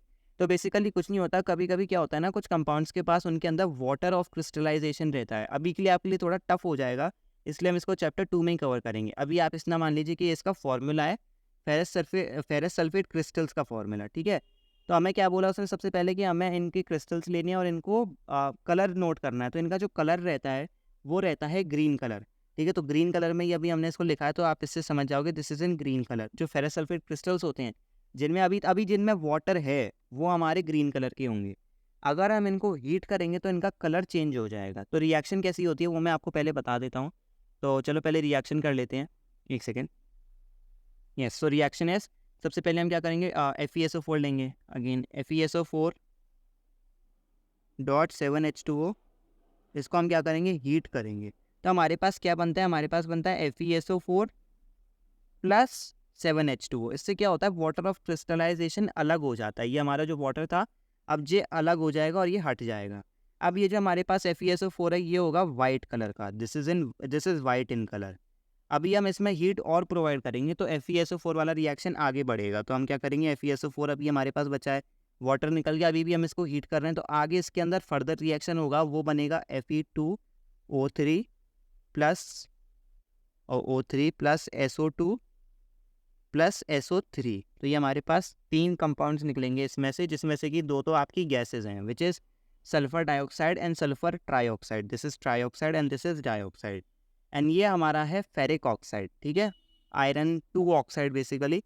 सो अब हमारे पास 3 कंपाउंड्स इनमें रिजल्ट आ रहे हैं। तो बेसिकली हम क्या देख रहे हैं कि एक कंपाउंड से 2 से ज़्यादा कंपाउंड निकल रहे हैं। So again this is a decomposition reaction, और सिंस हमने इसमें हीट प्रोवाइड करी है दिस इज थर्मल डीकम्पोजिशन। तो ये इसका रिएक्शन हो गया। हमें ये बोला था कि observe the colour of crystals after heating. तो ये जो कलर है ना ये ग्रीन से वाइट हो जाएगा। This is the main observation जो है वो ये है कि ग्रीन से वाइट कलर में चेंज हो जाता है। So this is activity 1.5। अब नेक्स्ट एक्टिविटी की तरफ बढ़ते हैं। अगेन सेम, हमने जो दूसरा एग्जाम्पल लिया था ये उसके ऊपर बेस्ड है। सो इसलिए बोला है कि take about 2 gram lead nitrate powder in a boiling tube. Again हमने बॉइलिंग ट्यूब क्यों लिया, क्योंकि हम इसमें हीट प्रोवाइड करने वाले हैं। तो हम ले लेंगे PbNO3 होल ट्वाइस। हाँ, PbNO3 होल ट्वाइस हमने ले लिया। अब हम क्या करेंगे, इसको हीट करेंगे। जैसा कि उसमें बोला है कि hold the boiling tube with a pair of tongs and heat it over the flame. What do you observe and note down the change if any. तो चलो इसको पहले रिएक्शन करते हैं, देन आपको बताता हूँ कि कैसे क्या रिजल्ट होने वाला है। तो सबसे पहले इसमें PbO अलग निकल जाएगा, 2PbO। एक सेकेंड, अभी बैलेंसिंग बाद में करेंगे। PbO हमारे पास पहले निकल जाएगा, which is lead oxide, which is solid. And then we have nitrogen dioxide and then oxygen. ये दोनों ही आपकी गैसेस हैं, ठीक है। अब यहाँ पे जो हमारा ऑब्जर्वेशन पूछा है वो यहाँ पर बहुत ज़्यादा मायने रखता है। ये जो नाइट्रोजन डाइऑक्साइड होता है ये ब्राउन कलर का होता है, ठीक है, आपको इसका कलर ध्यान रखना है, ये ब्राउन कलर का होता है। तो जब ये इवॉल्व होगा तो आप देखेंगे इसमें से ये ब्राउन कलर की फ्यूम्स निकल रही हैं, है ना। इस रिएक्शन मिक्सचर से आपकी ब्राउन कलर की फ्यूम्स निकल रही हैं। सो this is nothing but nitrogen dioxide, ठीक है। सो ये आपकी मेन ऑब्जर्वेशन है। हम बोलेंगे कि we observe that brown fumes emerge from the reaction mixture which is of nitrogen dioxide. तो अब हम इसको पहले बैलेंस कर लेते हैं। तो NO3 इस साइड 2 है तो इस साइड 2 है, तो इधर पहले क्या करते हैं हम PB लगा के देखते हैं दोनों साइड। तो यहाँ पे 2 लगा देते हैं, तो यहाँ पे भी 2 आ जाएगा। यहाँ पर 2 ऑक्सीजन हो गए, यहाँ पे कितने हो गए, 3 2 6 7 8 हो गए। तो यहाँ पर से कितने हो जाएंगे, 2 तो 6। तो यहाँ पे अगर हम 4 लगा लेंगे तो दिस विल बिकम 8 9 10, और इधर हो जाएगा 3 2 6 6 3 2 6 7 6 इंटू 2 12। तो यहाँ पर अब हमारे पास कितने हो गए, इधर भी 12 हो गए ऑक्सीजन के एंड इधर भी 12 हो गए ऑक्सीजन के। एंड PB तो हमारा बैलेंस चाहिए, 2 इधर है 2 इधर है। एंड नाइट्रोजन के यहाँ पर 4 हो रहे हैं और यहाँ पर भी 4 हो रहे हैं। Yes, so this equation is now balanced. So एक बैलेंस्ड इक्वेशन क्या रहेगी, 2PbNO3 whole twice gives us 2PbO solid plus 4NO2 plus O2. So this is the balanced reaction. इसमें जो आपकी मेन ऑब्जर्वेशन थी वो थी ये brown fumes. So this is it for the activity 1.6। अब हम बढ़ते हैं एक्टिविटी 1.7 की तरफ। इसमें हम क्या डिस्कस करेंगे, इसमें बेसिकली हम डिस्कस करेंगे इलेक्ट्रोलाइटिक डिकम्पोजिशन। अभी तक हमने जो 2 एक्टिविटीज़ करी थी वो थी थर्मल डिकम्पोजिशन के बारे में, लेकिन अब हम करेंगे इलेक्ट्रोलाइटिक डिकम्पोजिशन। तो इसमें क्या होता है, बेसिकली हम इलेक्ट्रिसिटी प्रोवाइड करेंगे वाटर को, जो हमारा वाटर होता है उसको डिवाइड करने के लिए। तो हमें क्या करना है, एक प्लास्टिक मग लेना है, उसमें 2 होल्स को ड्रिल करना है, उसमें रबर स्टॉपर्स ऐड करने हैं। जैसा कि आप यहाँ पे देख सकते हैं हमारे पास ये एक मग है, इसके हमने बेस में 2 होल्स किए और उनके ऊपर ऐसे स्टॉपर्स लगा दिए, rubber stoppers, which is basically rubber के बने हुए वो होते हैं कॉर्क। अब इसमें हमें क्या करना है, कार्बन इलेक्ट्रोड्स को लगाना है। सो जैसा कि आप देख सकते हैं ये जो 2 इलेक्ट्रोड्स खड़े हैं ये कार्बन के हैं। कार्बन इसलिए ताकि ये इसमें से इलेक्ट्रिसिटी कंडक्ट हो जाए। फिर हमें इसमें 6 वोल्ट की बैटरी लगानी है। हमें फिर इसे वाटर से भरना है जिससे कि हमारे जो इलेक्ट्रोड्स हैं वो इसमें डूब जाएँ। फिर हमें इसमें थोड़ी सी डाइल्यूट सल्फ्यूरिक एसिड की बूंदें भी डालनी है। डाइल्यूट सल्फ्यूरिक एसिड इसलिए डालनी है ताकि देखिए वाटर जो होता है वो फुल्ली कंडक्टिव नहीं होगा, है ना। अगर जैसे कि अगर ये डिस्टिल्ड वाटर हुआ तो बिल्कुल ही कंडक्टिव नहीं होगा, लेकिन अगर हम इसे नॉर्मल वाटर भी लेंगे तो ये हल्का सा इसकी कंडक्टिविटी बढ़ाने के लिए हम इसमें सल्फ्यूरिक एसिड डालते हैं। अब क्यों डालते हैं ये भी आपको चैप्टर 2 में पता पड़ेगा, ठीक है। जब हम डिस्कस करेंगे कि इनकी जो आयंस बनते हैं उसके बारे में जब हम डिस्कस करेंगे तो आपको चैप्टर 2 में पता चलेगा। तो उसके लिए you have to stay tuned. Then take 2 test tubes filled with water and invert them over the carbon electrodes. तो जैसा कि आप देख सकते हैं यहाँ पे ये जो हमारे ब्लैक कार्बन के इलेक्ट्रोड्स थे इनके ऊपर हमने 2 टेस्ट ट्यूब्स लगाए हैं। Let me zoom this, yes. तो इसमें हमने 2 टेस्ट ट्यूब्स लगा दिए इनके ऊपर ताकि ये जो हमारे ग्रेफाइट की रॉड्स हैं ये इसमें पूरी तरीके से कवर हो जाएं, राइट। फिर हमें क्या करना है, हमें इसमें करंट को स्विच ऑन करना है, बेसिकली सर्किट चलाना है और इसे हमें थोड़ी देर के लिए छोड़ देना है इस अपैरेटस को ताकि इसमें रिएक्शन हो जाए। जब हम थोड़ी देर बाद देखेंगे तो इसमें बेसिकली बबल्स बन रहे हैं, जैसा कि आप यहाँ पे देख भी सकते हैं। आपकी जो लेफ़्ट वाली रॉड पे है उस पर ज़्यादा बबल्स निकल रहे हैं और जो राइट हैंड साइड वाली है उसमें थोड़े कम बबल्स निकल रहे हैं, राइट। तो अब हम इसमें क्या देखेंगे, इसमें हमें वॉल्यूम ऑफ गैस को डिफाइन करना है कि किसका क्या वॉल्यूम है। तो इसमें एक चीज़ आपकी ऑब्जर्वेशन में रहेगी वो ये है कि O2 का जो वॉल्यूम होगा वो H2 से आधा होगा, मतलब H2 का डबल वॉल्यूम होगा O2 से, ठीक है। जैसे कि अगर हमारे पास O2 का 1 मोल निकलता है, 1 मोल अगर हमारे पास O2 का निकलता है तो हमारे पास H2 का 2 मोल्स निकलेगा, right. This is the difference in volumes. अब ऐसा क्यों होता है इसको अभी हम रिएक्शन के ज़रिए समझेंगे, पर अभी इस एक्टिविटी को देखते हैं और क्या लिखा है। हमें यह पूछना है कि देन इट आस्क कि when the test tubes are filled with the respective gases, remove them carefully, test these gases one by one, bringing a burning candle close to the mouth of the test tubes, which gas is present in each test tube. तो पहले इसका reaction करके देखते हैं, then आपको आसानी से समझ आ जाएगा। तो बेसिकली हमारे पास क्या होता है, वाटर होता है लिक्विड फॉर्म में, इसके ऊपर से जब हम इलेक्ट्रिक करंट पास करते हैं, इलेक्ट्रिक करंट को डिनोट करने के लिए आप E.V भी लिख सकते हो, बट चलो रहने देते हैं।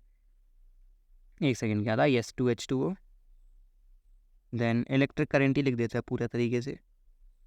इलेक्ट्रिक करंट जब हमने इसमें से पास कराया तो हमारे पास क्या निकला, हमारे पास 2H2 निकला प्लस O2 निकला। दोनों ही गैसेस हैं। सबसे पहली बात आपको इन दोनों बातों पे ध्यान देना है। हमारा ये जो था ये लिक्विड था, दिस वाज लिक्विड, बट ये दिस वाज लिक्विड, लेकिन हमारा ये जो है ये दोनों की दोनों गैसेस निकल के आएंगे, ठीक है।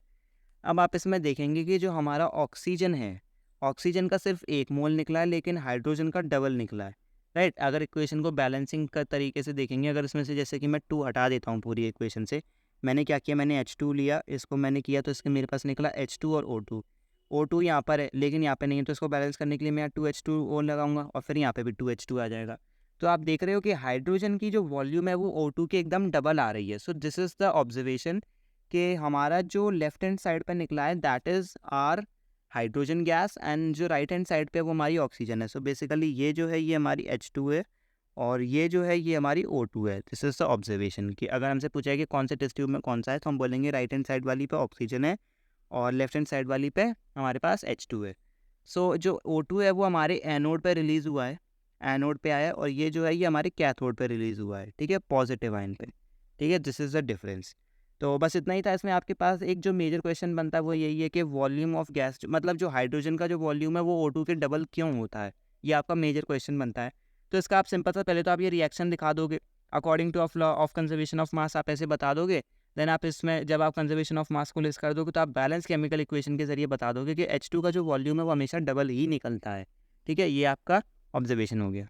सो चलिए नेक्स्ट एक्टिविटी की तरफ बढ़ते हैं। एक्टिविटी 1.8 तो बहुत ही ज़्यादा ईजी है। इसमें कहता है कि take about 2 gram silver chloride, silver chloride हो गया AgCl which is solid in a china dish, china dish के अंदर इसको लेना है। देन हमें क्या करना है, इसका कलर बताना है। तो इसका जो कलर होगा वो होगा वाइट, ठीक है। AgCl का कलर हो गया white, it is a powder, white powder. Then हमें बोलना है कि इसको हमें सनलाइट में थोड़ी देर के लिए रखना है, फिर हमें इसका कलर थोड़ी देर बाद चेक करना है। तो जैसा कि मैंने आपको बताया था इसका जो कलर है वो चेंज हो जाएगा सिल्वर में, क्यों, क्योंकि ये ब्रेक डाउन हो जाएगा, फोटोलिटिक डिकम्पोजिशन हो जाएगा। तो इसमें हमारे पास Ag बन जाएगा और Cl2 गैस की तरीके से ऊपर निकल जाएगा, ये हमारा सॉलिड फॉर्म में ही रहेगा, ठीक है, ये सॉलिड रहेगा, लेकिन ये इवॉल्व हो जाएगा। अगेन इसको बैलेंस करेंगे तो ये हो जाएगा 2Ag solid plus Cl2 gas.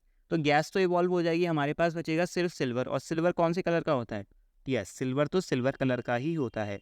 सो हमारा जो कलर चेंज है वो है वाइट से silver. This is the inference. अब नेक्स्ट एक्टिविटी की तरफ बढ़ने से पहले मैं इस पर थोड़ा सा और एक एग्जांपल लेना चाहूँगा, वो होता है AgBr का, विच इज़ सिल्वर ब्रोमाइड। इसमें भी सेम रिएक्शन होता है, इसमें हम लिखेंगे Ag which is solid plus Br2 की गैस इवॉल्व हो जाए, दैन इसको बैलेंस करेंगे तो 2Ag इधर आ जाएगा एंड 2AgBr इधर आ जाएगा। सेम वही एग्जांपल है, थोड़ा सा गैस का डिफरेंस है, नथिंग एल्स। अब नेक्स्ट एक्टिविटी की तरफ बढ़ते हैं। सो एक्टिविटी 1.9 में लिखा है कि take 3 iron nails and clean them by rubbing with sandpaper. तो सैंड पेपर से रब क्यों करना है, इसका रीज़न तो आप जान ही गए हो। अब हमें 2 टेस्ट ट्यूब लेने हैं, ए और बी के नाम के। तो हमारे पास जैसे कि आप देख सकते हैं, ये जो है ये हमारे पास टेस्ट ट्यूब ए है और ये हमारे पास टेस्ट ट्यूब बी है, राइट। तो इनको पहले हम हाईलाइट कर लेते हैं दोनों टेस्ट ट्यूब्स को। हमारे पास टेस्ट ट्यूब ए है और ये हमारे पास टेस्ट ट्यूब बी है, ठीक है, 2 टेस्ट ट्यूब्स हो गए हमारे पास। देन उसमें लिखा है कि tie 2 iron nails with a thread and immerse them carefully in the copper sulphate solution in test tube B. तो हमें क्या करना है कि जैसा कि आप देख सकते हो, हमने 3 आयरन नेल्स लेने थे, उसमें से एक को तो हम निकाल के अलग से फेंक देंगे ताकि हम उसको वापस में कंपैरिजन कर सकें। कंपैरिजन के लिए हमने उसे एक अलग निकाल के रख दिया। 2 आयरन नेल्स लेंगे और हम उनको एक ऐसे डिसॉल्व कर देंगे कॉपर सल्फेट सोल्यूशन के अंदर, दोनों को ऐसे प्लेस करेंगे with the help of a thread, ठीक है। थ्रेड की हेल्प से हम उनको दोनों को रख देंगे और 20 मिनट्स के लिए हम उसको ऐसे ही छोड़ देंगे, ठीक है, 20 मिनट्स के लिए हम उसको ऐसे ही छोड़ देंगे। देन हमें क्या करना है कि 20 मिनट्स के बाद उन्हें निकाल लेना है, हमें उनके कॉपर सल्फेट सोल्यूशन को चेक करना है। तो ए का जो जैसे कि ए में हमने कॉपर सल्फेट सोल्यूशन रखा था तो उसका कलर ब्लू का ब्लू ही है ना, कोई चेंज तो नहीं आया क्योंकि उसके अंदर हमने कुछ डाला ही नहीं है, वो एज इट इज़ है, जस्ट फॉर कंपैरिजन। लेकिन हमने जो बी है, ये वही वाला है जो यहाँ पर यूज़ हो रहा है, ठीक है, ये वही टेस्ट ट्यूब है, इसके अंदर हमने 2 आयरन नेल्स को प्लेस किया है ना। तो रिएक्शन क्या होता है पहले हम उसको लिस्ट कर लेते हैं ताकि आपको समझने में आसानी हो। तो हमने क्या किया कि CuSO4 का सोल्यूशन है, CuSO4 की हमने क्या किया, Fe डाला विच इज़ आयरन नेल्स, ठीक है, ये एक्वस है, ये सॉलिड है, ठीक है। अगेन मैंने आपको वही कॉन्सेप्ट बताया था, यहाँ पे डिस्प्लेसमेंट हो जाएगा, क्यों, क्योंकि आयरन कॉपर से ज़्यादा रिएक्टिव है। तो हमारे पास FeSO4 बनता है एंड हमारे पास Cu बनता है, Cu सॉलिड फॉर्म में रहता है और FeSO4 जो है वो क्या बन जाएगा, yes you got it right, it is aqueous form, ठीक है। तो अब यहाँ पे कलर चेंज क्यों आता है, क्योंकि जो हमारा FeSO4 है ना, ये ग्रीन कलर का होता है, ठीक है, FeSO4 is green in colour. और Cu का तो आप जानते ही हो, रेडिश ब्राउन रहता है, ठीक है, रेडिश ब्राउन कलर का हमारा कॉपर रहता है। तो यहाँ पे वही चीज़ हो रही है, आप देखोगे यहाँ पे ग्रीन कलर का सोल्यूशन है। मैं पहले पूरे को इरेज कर लेता हूँ, देन मैं आपको बताता हूँ। सो देखो, आप इस वाले टेस्ट ट्यूब बी में देखोगे तो इसमें ग्रीन सोल्यूशन निकल गया है ना, पूरा ग्रीन हो गया, लेकिन जो हमारा ये वाला है ये अभी भी ब्लू ही है। क्यों, क्योंकि इसमें तो अभी हमने कुछ किया नहीं, सिर्फ हमने इसी में ही किया, तो ये ग्रीन हो गया और ये ब्लू रह गया। तो हमने बीकर्स का कंपैरिजन करके तो बता दिया कि डिफरेंस क्या था। अब हमें करना है नेल्स का कंपैरिजन। तो आयरन नेल जिसको हमने अलग रखा था उसको तो कुछ नहीं हुआ, वो तो अपना आराम से बैठा है। लेकिन अगर हम उसको निकालेंगे जो हमने अभी कॉपर सल्फेट सोल्यूशन में डाला था, उसका कलर ब्राउन हो गया। बताओ ब्राउन क्यों हुआ, क्योंकि इस आयरन नेल के ऊपर कॉपर जम गया है, इसके ऊपर कॉपर जम गया। जैसे कि मैंने आपको बताया ना, Cu मेटल के रूप में रिलीज होगा सॉलिड, तो वो ये जो सॉलिड फॉर्म में रिलीज होगा ये इसके ऊपर जम जाएगा, ठीक है, आयरन नेल के ऊपर। सो दिस इज़ द डिफरेंस। तो इसमें आपसे अगर कोई पूछे कि आपको 2 ऑब्जर्वेशन बतानी है, तो पहली ऑब्जर्वेशन तो हो गया कि change in colour of the solution and दूसरा हो गया change in colour of the iron nail also, ठीक है। तो आपकी 2 मोस्ट इंपॉर्टेंट ऑब्जर्वेशन हो जाएंगी, इनको हमने कंपेयर भी कर लिया एंड डिफरेंस भी बता दिया है। देन एक्टिविटी 1.10 की तरफ बढ़ते हैं। It says take about 3 ml of sodium sulphate solution in a test tube. तो भाई चलो सीधे सीधे ले ही लेते हैं, क्या है सोडियम सल्फेट, तो Na2SO4 सोल्यूशन है, मतलब एक्वस फॉर्मेट में है, इसको टेस्ट ट्यूब में ले लिया, ठीक है। दूसरी टेस्ट ट्यूब में हमें क्या करना है, बैरियम क्लोराइड लेना है। तो अगेन इन दोनों को सोल्यूशन को मिक्स करना है। तो हमने क्या किया, बैरियम क्लोराइड BaCl2, अगेन ये भी एक्वस फॉर्म में ही है, कोई बात नहीं है, सिंपल सा प्रेसिपिटेट रिएक्शन निकलेगा और ये डबल डिस्प्लेसमेंट भी है और प्रेसिपिटेट भी है। ऑब्जर्वेशन बताएंगे, ऑब्जर्वेशन बोलेंगे कि इसमें प्रेसिपिटेट बन रहा है, कौन से कलर का बन रहा है वो तो हमें रिएक्शन करने के बाद ही पता चलेगा। तो चलो कर लेते हैं। हमारे पास बनेगा BaSO4 प्लस 2NaCl, बैलेंसिंग साथ ही साथ हो गई है। 2NaCl तो हमारा एक्वस फॉर्म में ही रहेगा, लेकिन ये BaSO4 सॉलिड फॉर्म में निकलेगा। This is our precipitate which is white in colour. So हम लिखेंगे वाइट PPT। PPT मतलब प्रेजेंटेशन नहीं, PPT मतलब प्रेसिपिटेट। तो ये हमारा डिफरेंस हो गया। सो इसमें what do you observe? We observe a white colour precipitate. This is the reaction. Next activity which is I guess the last activity, बहुत ईजी भी है। Heat a china dish containing 1 gram copper powder, what do you observe? तो कुछ नहीं होगा, copper लेंगे हम। Copper again कौन से कलर का होता है? रेडिश ब्राउन कलर का होता है। इसको हीट करेंगे, दैट मीन्स ऑक्सीजन लगेगा, राइट। ऑक्सीजन से हीट करने के बाद हमें इसमें CuO बनेगा। बैलेंस करते हैं तो यहाँ पे 2 आ जाएगा, फिर यहाँ पे भी 2 आ जाएगा। ये सॉलिड है, ये गैस है, और ये भी सॉलिड है, ठीक है। ये कौन से कलर का था? ये था रेडिश ब्राउन कलर का। और ये जो CuO बनेगा ये होगा हमारा ब्लैक कलर का, ठीक है। This is the change in colour. Observation क्या करेंगे? हम बोलेंगे कि the brown metal changes to black powder, ठीक है, ब्लैक कलर के पाउडर में बदल जाएगा। और इस रिएक्शन को रिवर्स भी किया जा सकता है, लेकिन ऐसा नहीं। तो अब आप बोलो कि अरे भैया इसको रिएक्शन, अगर इस रिएक्शन को हम रिवर्स कर सकते हैं फिर तो ये केमिकल चेंज नहीं हुआ। अरे वैसे रिएक्शन नहीं, मतलब हम इसको रिवर्स कर सकते हैं किसी और रिएक्शन के ज़रिए। कैसे, वो भी मैं आपको यहाँ पे बता देता हूँ, बिकॉज ये क्वेश्चन आपस में मिलजुल कर आते हैं कि अगर आप कोई रिएक्शन रिवर्स करना होगा तो आप कैसे करोगे। तो वो भी मैं आपको बता देता हूँ। हमारे पास जो CuO होता है ना, हम उसको हाइड्रोजन गैस के साथ ट्रीट करते हैं। गैस में मेंशन कर देता हूँ, ये हमारा सॉलिड है ये। इसके साथ जब हम ट्रीट करते हैं तो क्या होता है? Cu तो अलग निकल जाता है सॉलिड रूप में, और ये H2 इसके साथ कंबाइन करके H2O बना लेता है हमारा वाटर, ठीक है। और ये हमारा रिवर्स हो गया। बेसिकली क्या हो गया? हमारे पास हमें कॉपर मिल गया। अब हमने यहाँ पे ऑक्सीजन तो नहीं निकाला, हमने यहाँ पे वाटर निकाला है। सो ये डिफरेंस है। हम इसको बेसिकली हम इसमें से कॉपर को वापस एक्सट्रैक्ट कर लेते हैं। सो इसी के साथ आई गेस हमारा चैप्टर भी यहीं ख़त्म होता है। So yes, the chapter has ended and thanks a lot to you कि आपने इस पूरे लेक्चर को देखा। एंड इसी के साथ आप खुशी बना सकते हो कि आपका चैप्टर नंबर 1 जो है वो निपट गया है। हालांकि पूरी तरीके से नहीं निपटा। आपके जो NCERT एग्जाम्पलर के क्वेश्चंस हैं और जो NCERT के इंपॉर्टेंट क्वेश्चंस हैं अभी वो भी रह गए हैं, तो उनको हम नेक्स्ट लेक्चर के अंदर कवर करेंगे। तो देखो, NCERT तो कवर करेंगे ही करेंगे बिकॉज इट इज़ इम्पॉर्टेंट, और एग्जाम्पलर भी करेंगे विच इज़ मोर इम्पॉर्टेंट। क्यों? एग्जाम्पलर से आपके 20 to 30% क्वेश्चन तो आराम से बनते हैं एग्जाम के अंदर। सो फॉर प्रैक्टिस आप इस क्वेश्चंस को ज़रूर देखिए बिकॉज दीज आर इम्पॉर्टेंट। सो इसी के साथ मैं इस लेक्चर को यहीं पर ख़त्म करना चाहूँगा। एक रिक्वेस्ट है आपसे, please like share and subscribe to the channel and happy learning. I will see you off in the next video. Thanks and bye bye.